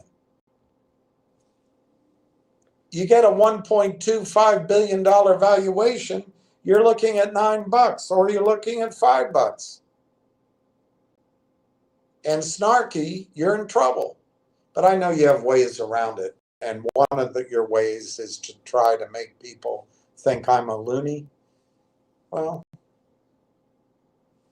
that's the only thing that you might be right about. I don't want to be a loony. But sometimes I get embarrassed when I think about things I've done and said. Snark Alec. Wow, the day started very nice and sweet. 3 hours later, now it's beginning to crack. In whose mind? Whose mind? How's that popcorn and pop going for you? Looks like this stock might close in the green, Snarky. Kryptonian, I do need some AI assistant software. That's a good idea. I could Google that tonight. Eric B. Add another 19 today after the stock return. I don't know if you did add, or I'm going to write it down in case you did add. Your tense, it's neither past tense or future active. It's kind of a neutral tense you have there. So I'm writing it down, but I might not put it in. I might not put it in the total yet, because I'm not sure you did it, or if you're waiting to do it. I'm just not sure. But it's great, Eric. It's great. Steve, hi, Uncle Bill. I have an order out there I'm trying to finish from Friday. Yeah, don't remember Steve, you can't buy it tomorrow. And to wait 48 hours is too much risk. So I'd close it out by the end of the day. Just change the price, put it in at the ask, and you won't pay the ask. Don't try to save a penny and you'll miss $1. But great, I congratulate you, Steve, that you're buying more. And Eric B. RK. RK.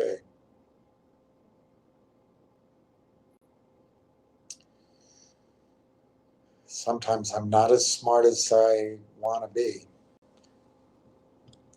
Eric B. says hi to Donna. Justin Babish, vertical videos are short clips, horizontals, okay. Justin, it's this new thing. And it came on the screen as I tried to sign, and I had to sign out, and then they gave me recommended. So it's going out both ways, but I'll correct that. Thank you for letting me know. So we have 15 minutes left to go, and It's 0.401 to 0.4222. Steve, I would just switch to the ask. Don't get too cute. Just get it done. Just get her done today. You never know what happens. Oh, in Canada, it's still going to be trading tomorrow. You're not going to be able to borrow tomorrow. You don't know what's going to happen. Of course, I don't either. But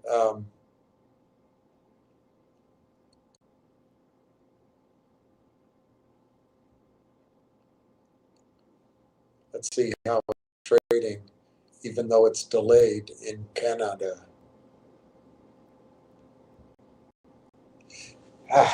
Can't get this right.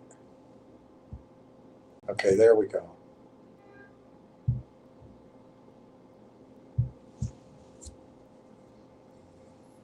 It's up in Canada. Last price 58 cents, which seems like what Eric was talking about. So maybe he did buy today. The volume is 46,000.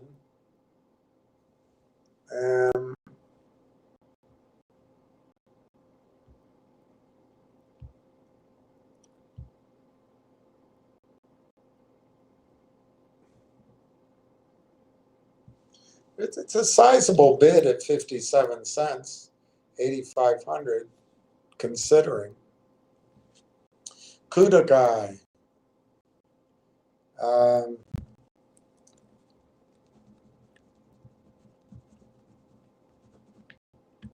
1,100, that's great.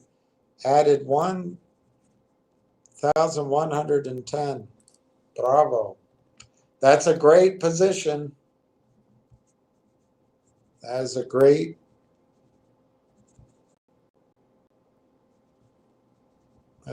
position. Good job, Kuda guy. Account settings. Good afternoon, William. How are you? Hello, everyone. Hi, Steve. Even I have my order in, waiting to fill. Guys, just move it to the ask. Move all your orders to the ask. You're not going to pay the ask, I bet. But just move them. Fill your orders. Fill your orders. You don't know what's going to happen tomorrow. The way Railtown's been acting over the last week, now I'm not talking stock price, I'm talking activity. I wouldn't be surprised if tomorrow night, there's some sort of news. I'm not saying, if I'm wrong, I'm wrong. But 2 Fridays ago, the deadline passed without disaster. Monday, what happened Monday?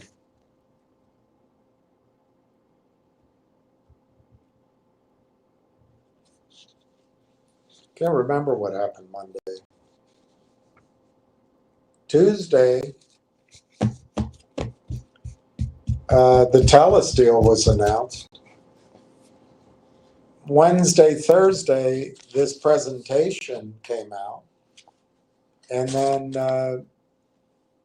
I guess it was Friday, the news came out that they had announced a deal with AIP, and they're going to announce that anyway, they were saying, they gave us a date certain, November 14th. So I don't think, today they didn't do anything. I'd be surprised if another 24 hours goes by and they don't do anything. But who knows? Who knows? Just how I read it.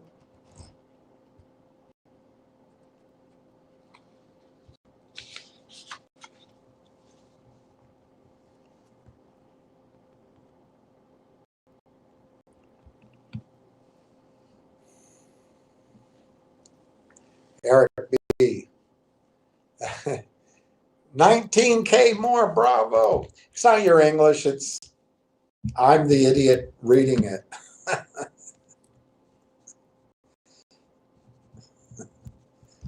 It's the combination of your English and the fact that you only have me to interpret it. That's the problem. Problem is me. It's not you, it's me. Kuda guy. Dennis Alex, same here. I'm scraping the bottom of the barrel to buy 1,000 shares. Yeah, I really like, I think it was Pat M the other day. Sold, it's interesting. I don't know how to do it. I had a friend help me,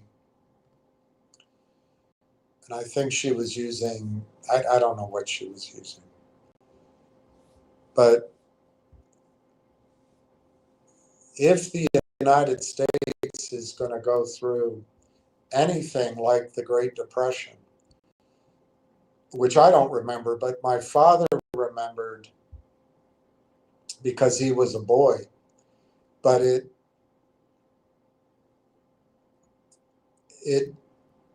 really devastated my grandfather's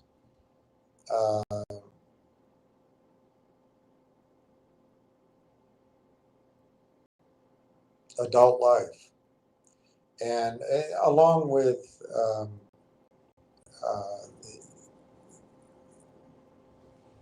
which I don't know where it comes from, but along with illness, it changed everything. And we've lived in a period of relative wealth and abundance for a long, long time. Anyway, I won't, now's not the time to talk about what might come. But I do encourage people, and it might be too late for Railtown, it might not be. But right now, there are ready buyers for junk that you have. Things you're holding on to. I didn't want to, there was so much I didn't want to sell. And by the way, I gave all of the money to her. I didn't keep it because she was very kind in other ways. I don't go with any dirty thoughts. But a lot of that crap that you have will have no value maybe in a year if we go into this nightmare that some people are projecting. Even if we go into, as somewhat of a nap-mare or a early evening mare,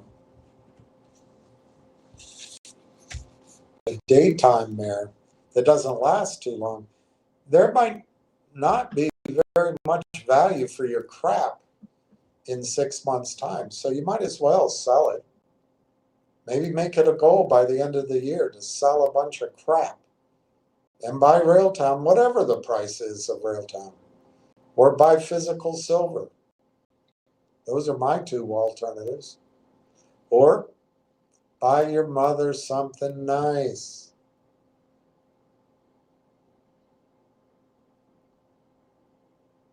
$354, 41 now. The bid is going up. I guess Snarky's enjoying his popcorn and pop. 41 to 42.7. Is that what they call it in Canada, pop? Or do they call it soda?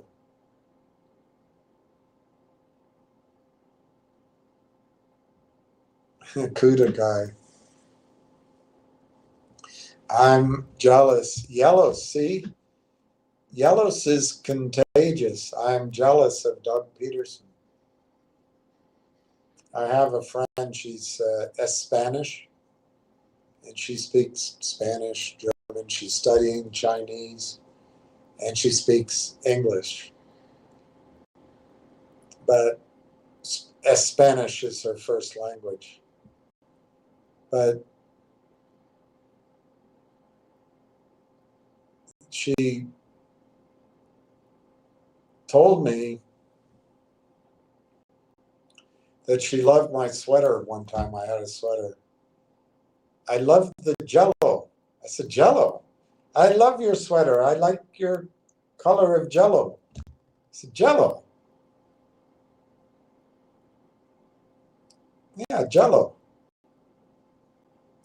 I said, the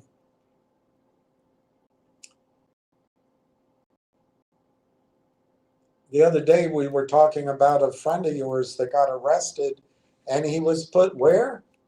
Oh, he went to Yale. He went to Yale? I thought he went to jail. Why don't you just switch those around? She can't do it. So anyway, that's why I always say yellows instead of jealous. And I'm yellows as well. But I'm happy. It's a happy yellows because I'm really glad that people are going to have a chance. I don't think I put it on my top 10 reasons, but to me, one of the biggest reasons to buy Railtown is to try to get out of the red that many of you experienced in all these other ideas and stocks. And I actually think get into the green for the pain. And the way to do it is to have a large enough position. But even 1,000 shares is gonna change people's accounts in meaningful ways, in my judgment. So I'm proud of everybody. We got 3 minutes to go. It's 41 cents by 42.7. If you're trading, waiting for a fill, you've got 2 minutes just to cancel. Just modify that order. Go online, just modify it. Switch the buy to the ask price and close that trade out in the next 2 minutes. You don't know what's going to happen tomorrow. Of course, it could just be as boring as it's always been for the last few weeks, but you don't know. You don't know when it's going to rock and roll. Now it's 0.407, 12,500 shares by 0.427, 32,500. Go try to take that 32,500. They won't let you. They won't let you. They'll do it in between. But anyway, do what you want. Last trade, 2,000 shares, 41.5. Prior to that, 500 shares, 42.4.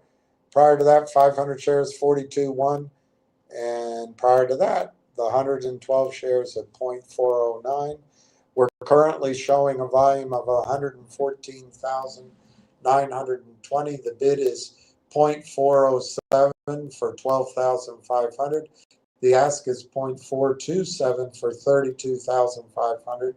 And the last trade is 0.415. We've got less than a minute to go, so if you're still not filled, just switch. Do it. Switch to the ask. Get her done.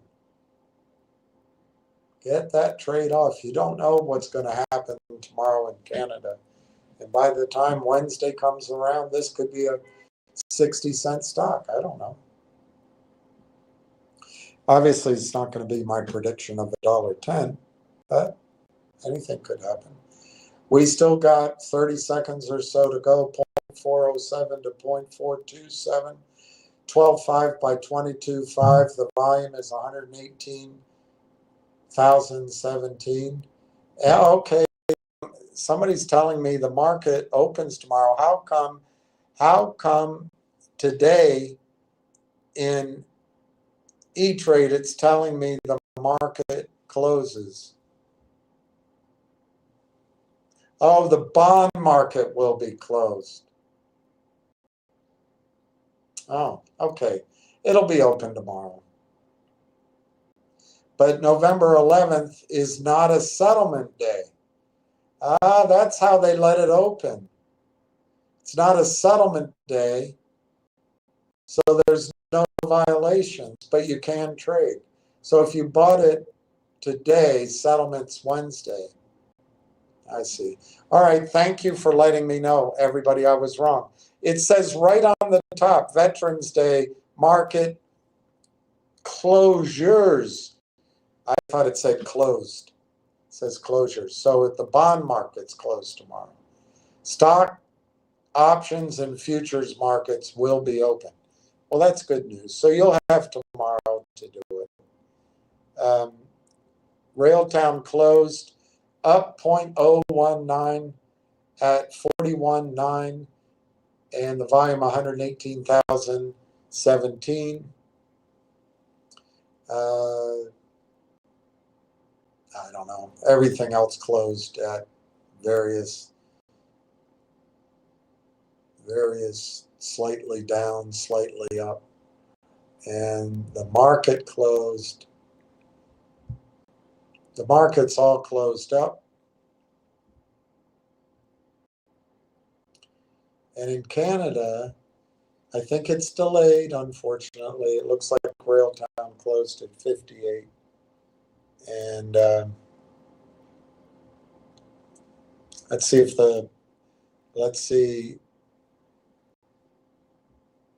the market is reopened. There's a vote going on, I guess.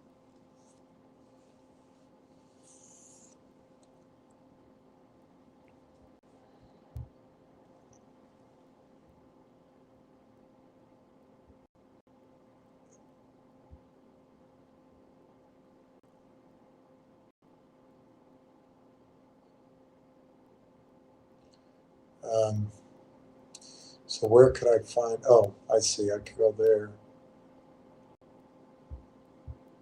I see what's happening. There's two.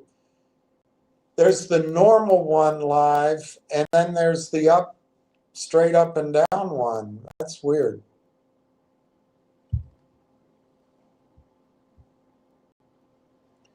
Sinner's playing FAA, and of course Sinner is winning, of course.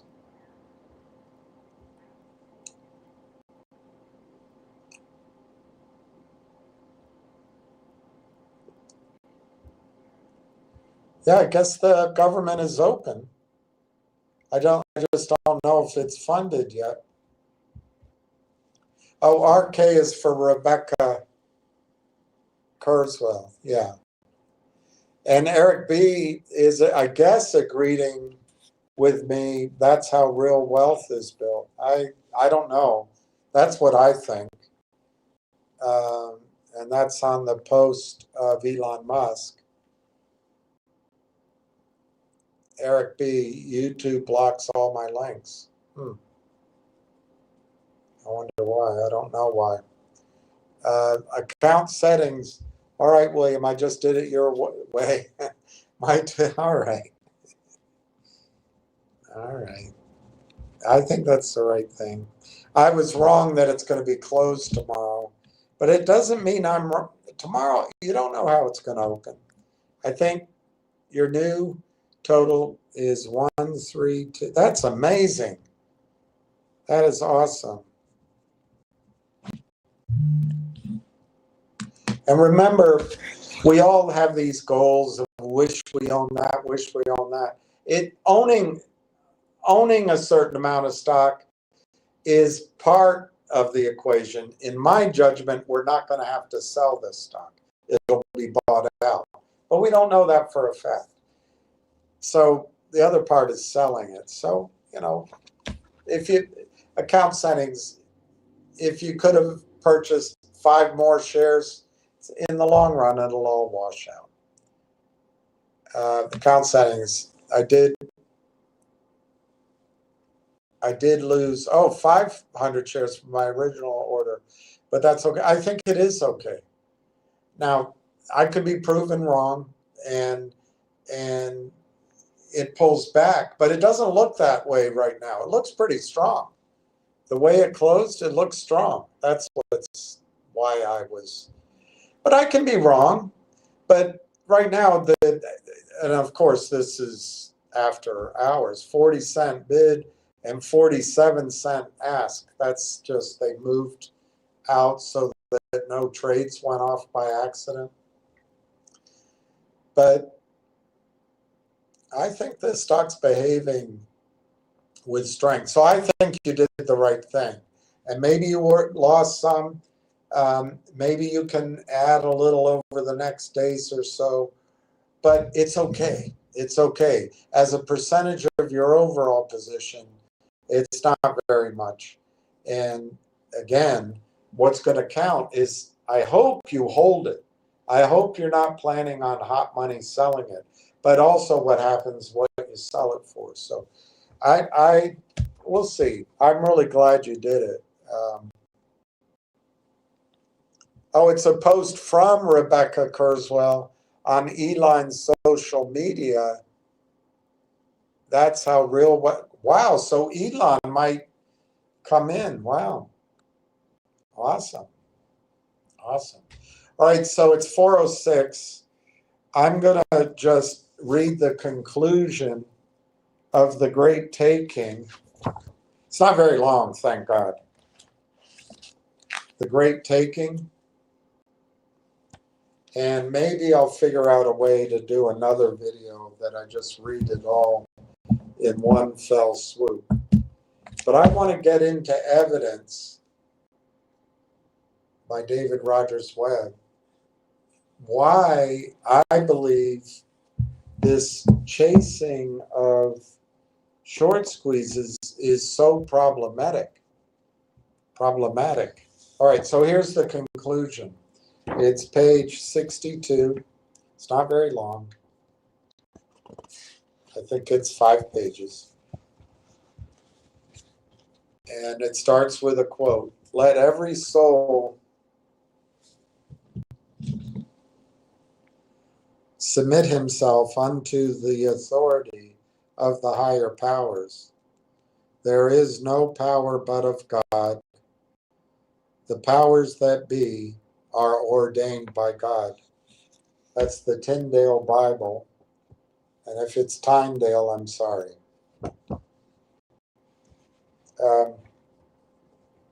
For his efforts in translating certain texts into the English of the day, William Tyndale was jailed. Perhaps he was yaled in a castle just outside of Brussels, and then executed by strangulation, after which his body was burned at the stake. Wow. Perhaps one night, at some point, it's my eyesight, perhaps one might, at some point, come to question whether the powers that be are ordained of God. One can easily know that they conduct wars against innocent people. Curtis LeMay, oh my gosh, Curtis LeMay famously said, quote, there are no innocent civilians. That sounds like Benji. There are no innocent civilians. It is their government, and you are fighting a people. You are not trying to fight an armed force anymore.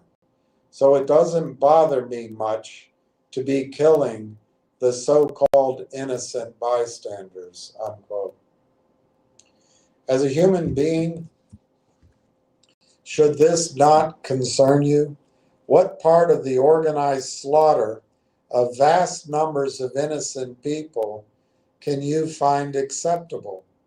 Do you believe that you are special in some way? That you were being protected? Or that you will be protected now? There has been abundant evidence of great evil at work in the world throughout time and in our present time.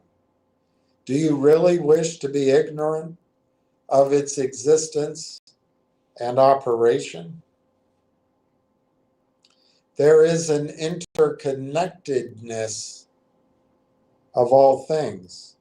If you don't care about the obvious lies, the deaths of innocent children, the firebombing of cities, the suppression of dissent, the propaganda, the escalating terrorism, in which, quite strangely, innocent people are always and everywhere the target, sooner or later, it is coming for you or your children or your grandchildren. If you know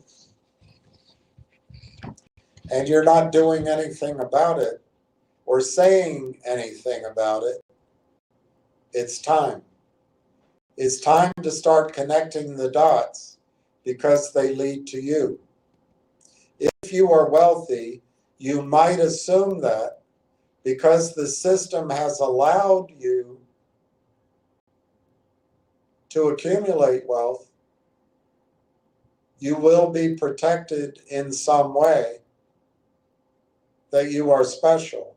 You are special. But you are special. They're saving you for dessert. You have been allowed to chase profits while the well-being and resilience of your people have been broadly and systemically eliminated. There are monsters under the stairs eating people alive, but you don't want to look under the stairs because you want to keep using the stairs. To know is bad.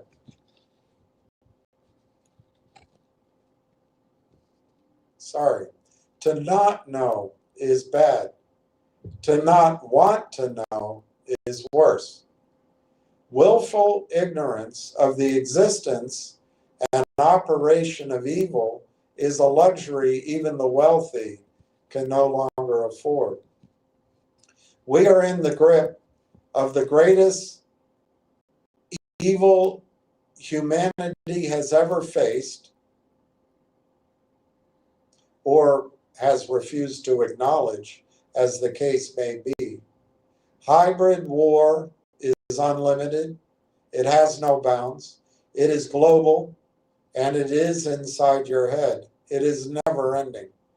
Nothing focuses the mind like an imminent hanging, or as Samuel Johnson originally said, quote, "Depend on it, sir. When a man knows he is to be hanged in a fortnight, it concentrates his mind wonderfully," unquote. Hybrid war can be stopped. Stopping it begins in your mind. During the Great War, Edward L. Bernays had worked with the Committee on Public Information to, quote unquote, sell the war to the public. In 1928, he published his book, Propaganda, in which we can read this statement on the subject. Those who manipulate this unseen mechanism of society constitute an invisible government, which is the true ruling power of our country, unquote. The systemic psychological manipulation of society, begun with the evils of the Great War, has continued nonstop and has escalated to the point that we are now subject to full spectrum, continuous psychological operations.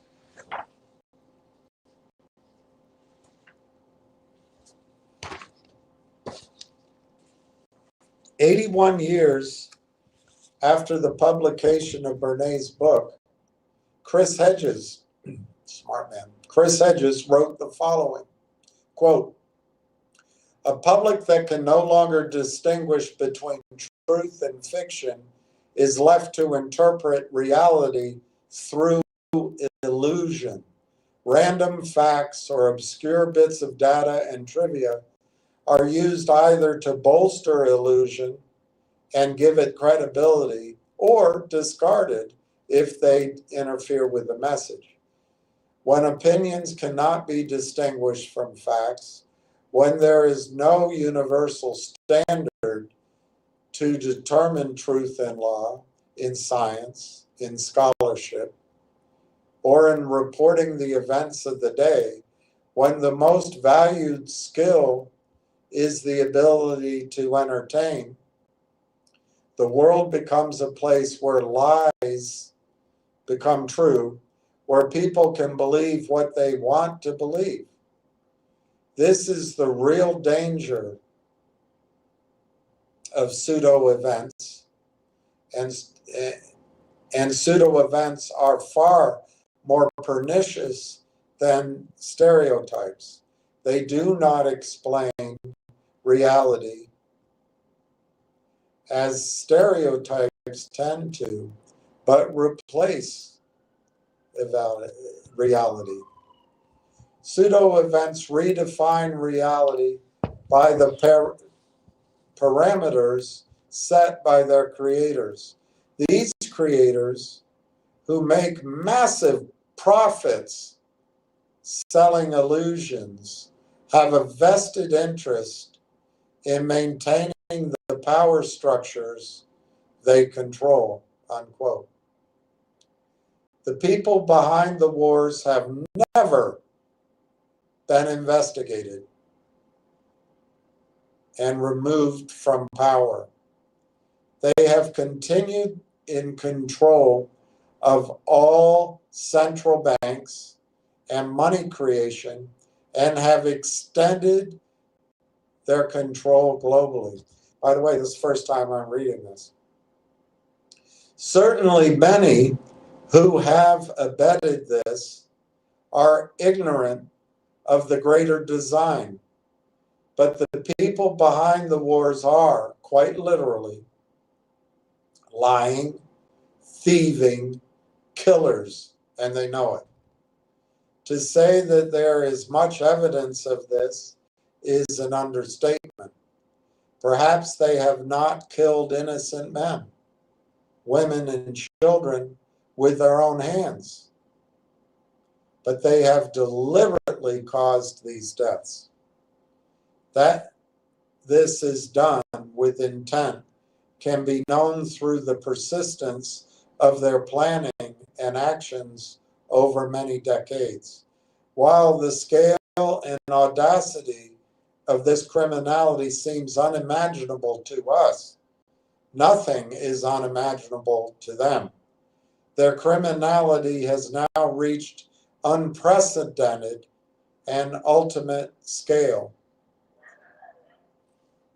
as its aim is the subjugation of the entire globe and of all people. Wars have always been not so much about taking things as about subjugation of population on all sides. Vast destruction and death are acceptable to their planners. You might ask, how could the people plotting and executing such insane schemes be held together? I suggest that it has something to do with the binding power of shared guilt, of the criminal pact. The perpetrators are each and all are bound, whether explicitly or unconsciously, by evidence of shameful, treasonous acts committed against their own people. The commission of crime is a power totem among them. The more heinous the crime, the more powerful is the binding force. In the past few years, you have been living within an escalating hybrid war. Globally, we have witnessed overt media control and propaganda campaigns. Censorship, including arrests of people speaking in public, monitoring of all electronic communications and physical contact tracing, brutally enforced lockdown and masking requirements, with people being beaten, handcuffed, and arrested even in their homes, suspension of healthcare services and weakening of healthcare systems, invasive testing requirements for employment and travel, forced quarantine of travelers, and coerced quarantine and blank of the healthy general population. Governments dropped all pretense of democracy and were emboldened to practice open despotism. There are no functioning checks on this power. The courts provided no effective recourse to the public. Governments broadly abused fundamental human rights, using as justification the need to prevent the spread of infectious diseases, which are in truth a great many, ever present and continually evolving. And so this justification, if allowed to stand, affirms the end of democracy and the continuation of openly despotic government.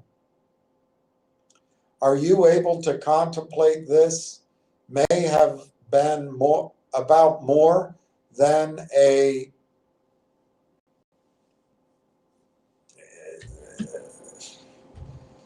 something that occurred a couple of years ago and locked everything down. We have witnessed designs and real attempts to exert physical control over every person's body globally, and this is continuing. Why is this happening? And this is David Rogers Webb. I will make a startling assertion. This is not because the power to control is increasing. It is because the power is indeed collapsing. The control system has entered collapse. Their power has been based on deception. Their two great powers of deception, money and media, have been extremely energy efficient means of control. But these powers, money and media, are now in rampant collapse. This is why they have moved urgently to institute physical control measures. However, physical control is difficult, dangerous, and energy intensive. And so they are risking all. They are risking being seen. Is this not a sign of desperation? Where will they hide when they have all of the assets, when they have damaged all of humanity and caused billions to awaken through suffering? I hate interrupting this text, but it's often occurred to me they're doing this to collect everything, particularly gold, and give it to a population when they return. And that population, when it returns, is not very large. And therefore, the destruction of the entire planet may be in their interest because they don't have enough people to control 6 or 7 billion. But anyway, that's a little out there. That was my thought. But anyway, where will they hide when they have all of the assets, when they have damaged all of humanity and caused billions to awaken through suffering? They promote the belief that they are all powerful. They are not. All they have had is the power to print money. The rest they have usurped from humanity. Never before has a system benefited so few at the great expense of so many.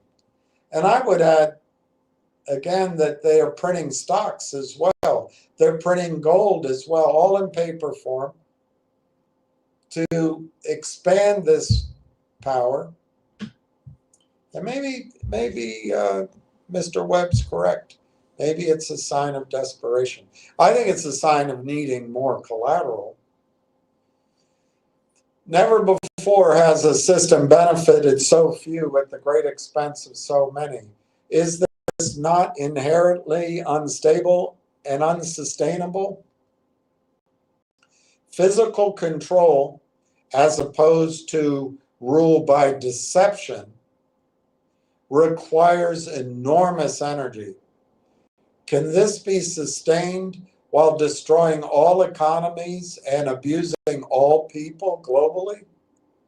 They do not know how to, quote unquote, build back better. Look at their footprints around the world, the destruction, the economic devastation. When it comes to the real world, they are exceptionally good at just one thing: FUCKING, things up. Then they declare victory and fix blame on others for the horrific damage done. We were told by Hobbes that war is the natural state of man. Hobbes' patrons were, quote, nobles. But is war natural and inevitable? How did humanity survive? Think about it. Did humans survive by killing each other?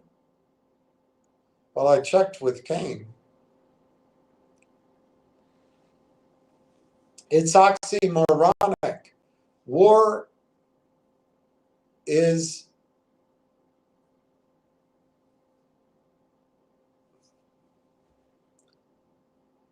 aberrant. Aberrant. I don't know how to pronounce it. I was going to say abhorrent. It's aberrant. 100% of human survival is based on cooperation. You cannot survive alone. You depend on everyone else and everything else. That is sanity. That is reality. All organizations promoting war are criminal organizations. The people behind them are mass murderers. The men and women orchestrating chaos in country after country are criminals of the worst kind. The people following orders are not heroes. They are criminals. The people controlling this system are quite obviously not benevolent. They are not noble. They are not elite. They are insane. They are the antithesis of everything we could value, admire, and love. These people do not represent human development or the future of humanity. They are lacking in essential human qualities. They are aberrant. Antipathy for humanity is aberrant. For 99.99% of human history, sociopaths like these would have not survived the next winter. Their nature was seen, and they were ostracized from the village to save the village.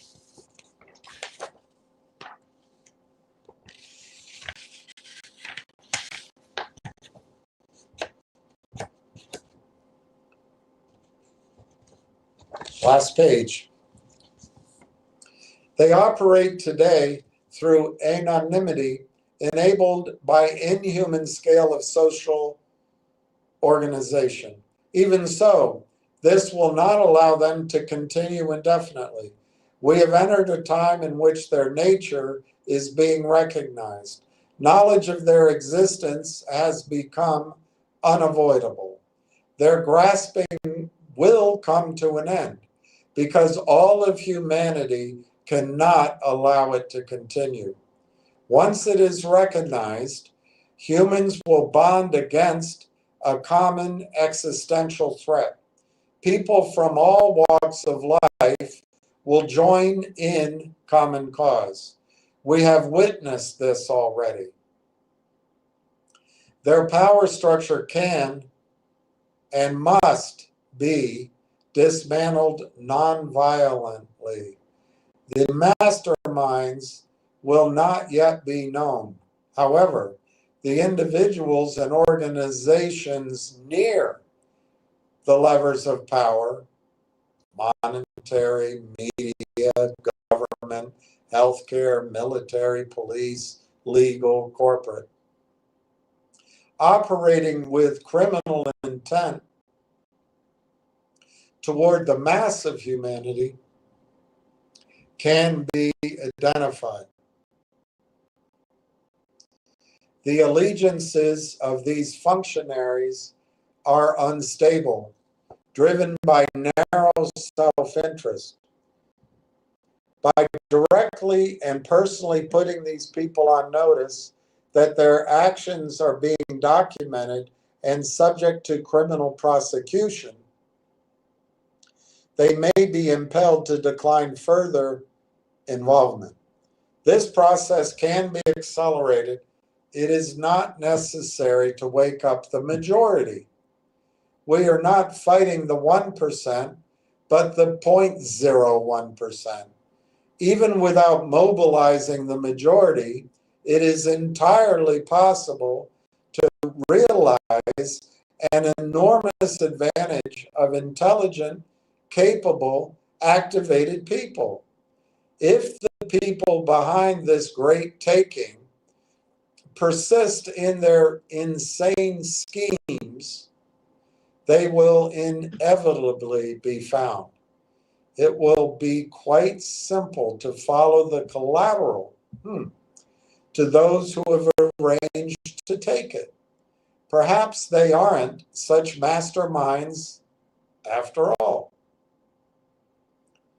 We will come to know who is behind this hybrid war against humanity.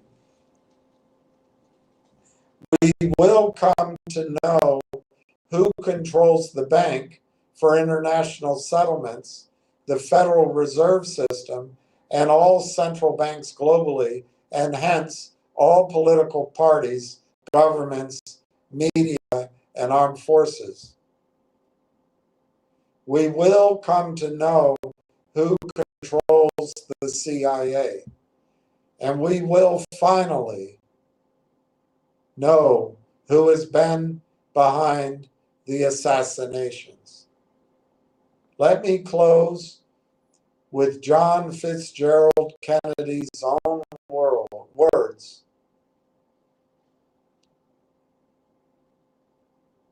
Our problems are man-made,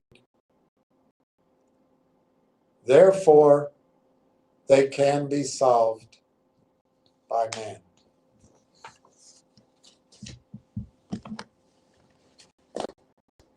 That's the end of the book. And well, I'll try to organize it in a way. Maybe we can have a discussion about it, but that's the end of The Great Taking. All right, let's go up here. Post on, yeah. All right, account settings. Let's see how it turns out. But I think you'll be okay. I really do. It's a post from Rebecca Kurzweil today on Elon. No, check the RK post.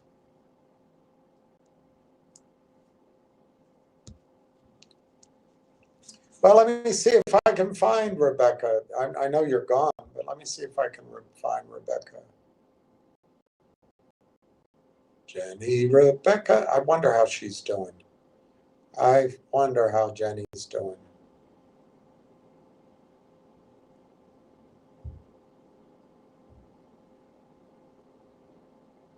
I got to check into her.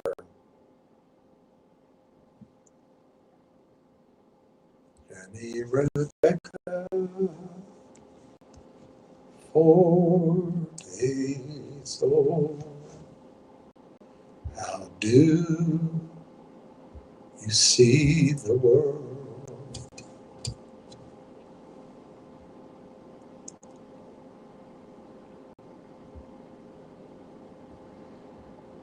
And she works with a lot of companies. So she works with family offices and institutional investors. She's building an empire.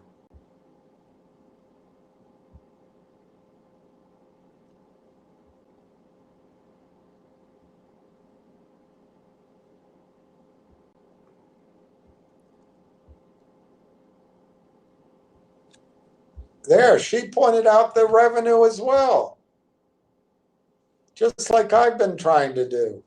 The revenue story for rail towns is starting to unfold. Bravo for her. Bravo for her. Bravo for her. All right, I'm going to have to go through. She's got a lot out there. Good for her. Eric, enough chat for me. Frustrated with YouTube. Sorry. I'll try to get a better service, Eric. Ward's asking, what is RK? Rebecca Carswell. Yeah, I encourage on her site. She's got a bunch of posts. Maybe tomorrow we'll go through them. I'm just feeling a bit knackered today.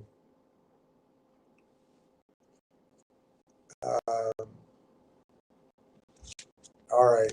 Let me just check to make sure we're not at war, because I'm always nervous.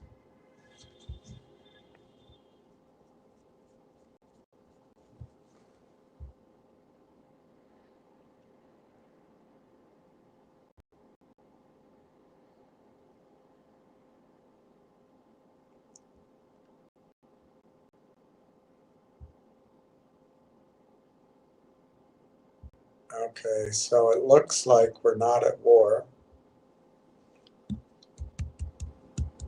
The wobble is over. Goldman says money flow, the Santa rally is still on for this year. Senate eyes possible Monday passage for shutdown bill. Johnson thinks the House has the votes. Good. Stocks bid, dollar is hit. Big tech, bullion, and Bitcoin bid.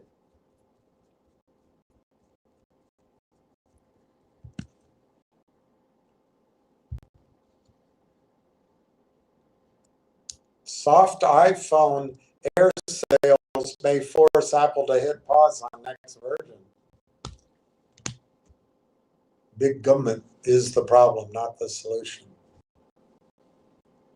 Well, big government helps a lot of people, even the rich.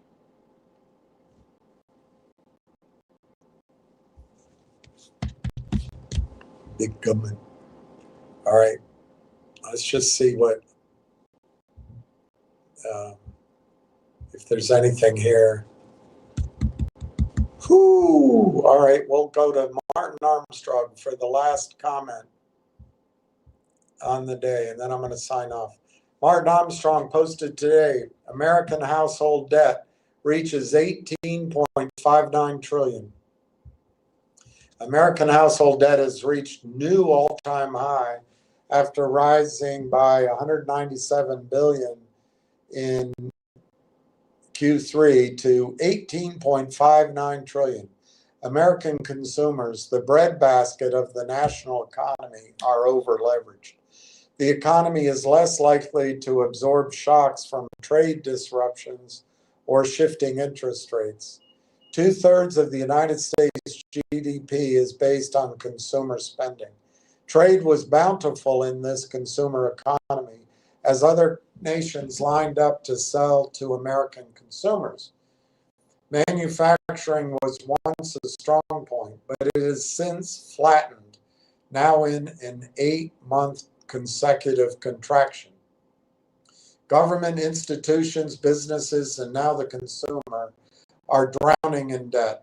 Confidence in the future has vanished. The situation is dire, multiplying in scope since the pandemic. Overall debt has spiked $4.4 trillion since the end of 2019. Mortgage balances have reached $13.07 trillion, up $137 billion from the last quarter. People are holding on to their pandemic-era mortgage rates for dear life. The over-asking price bidding wars are over as real estate is firmly in a buyer's market. The younger generation cannot enter the housing market. Student loan debt is now calculated in overall household debt. Millions believe the last administration's promise that their debt would be forgiven. Student loan debt reached a record high of $1.65 trillion, rising $15 billion from last quarter. Nearly 10% of all student debt has been reported as 90 days delinquent. Credit card balances went up $24 billion in Q3 to $1.23 trillion. Interest and principal may be flowing from household to banks and financial institutions for now, but the softening labor market indicates that delinquencies will continue to rise. Debt servicing costs will rise as lenders aim to offset any additional losses. Consumer spending has been steady, broadly speaking, but consumers are spending more on less. With the U.S. consumer heavily leveraged, the capacity to absorb shocks from trade disruptions, rising interest rates, or global capital shifts is reduced.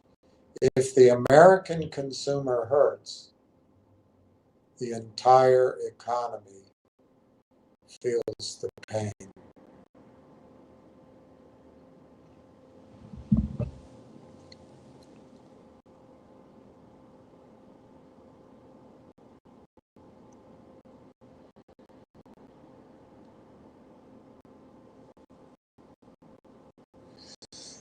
All right, I'm going to leave it there.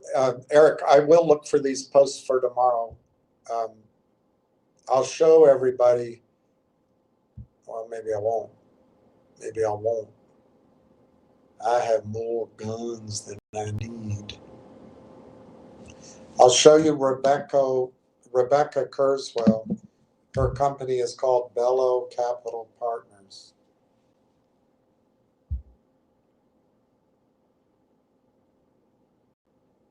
On LinkedIn.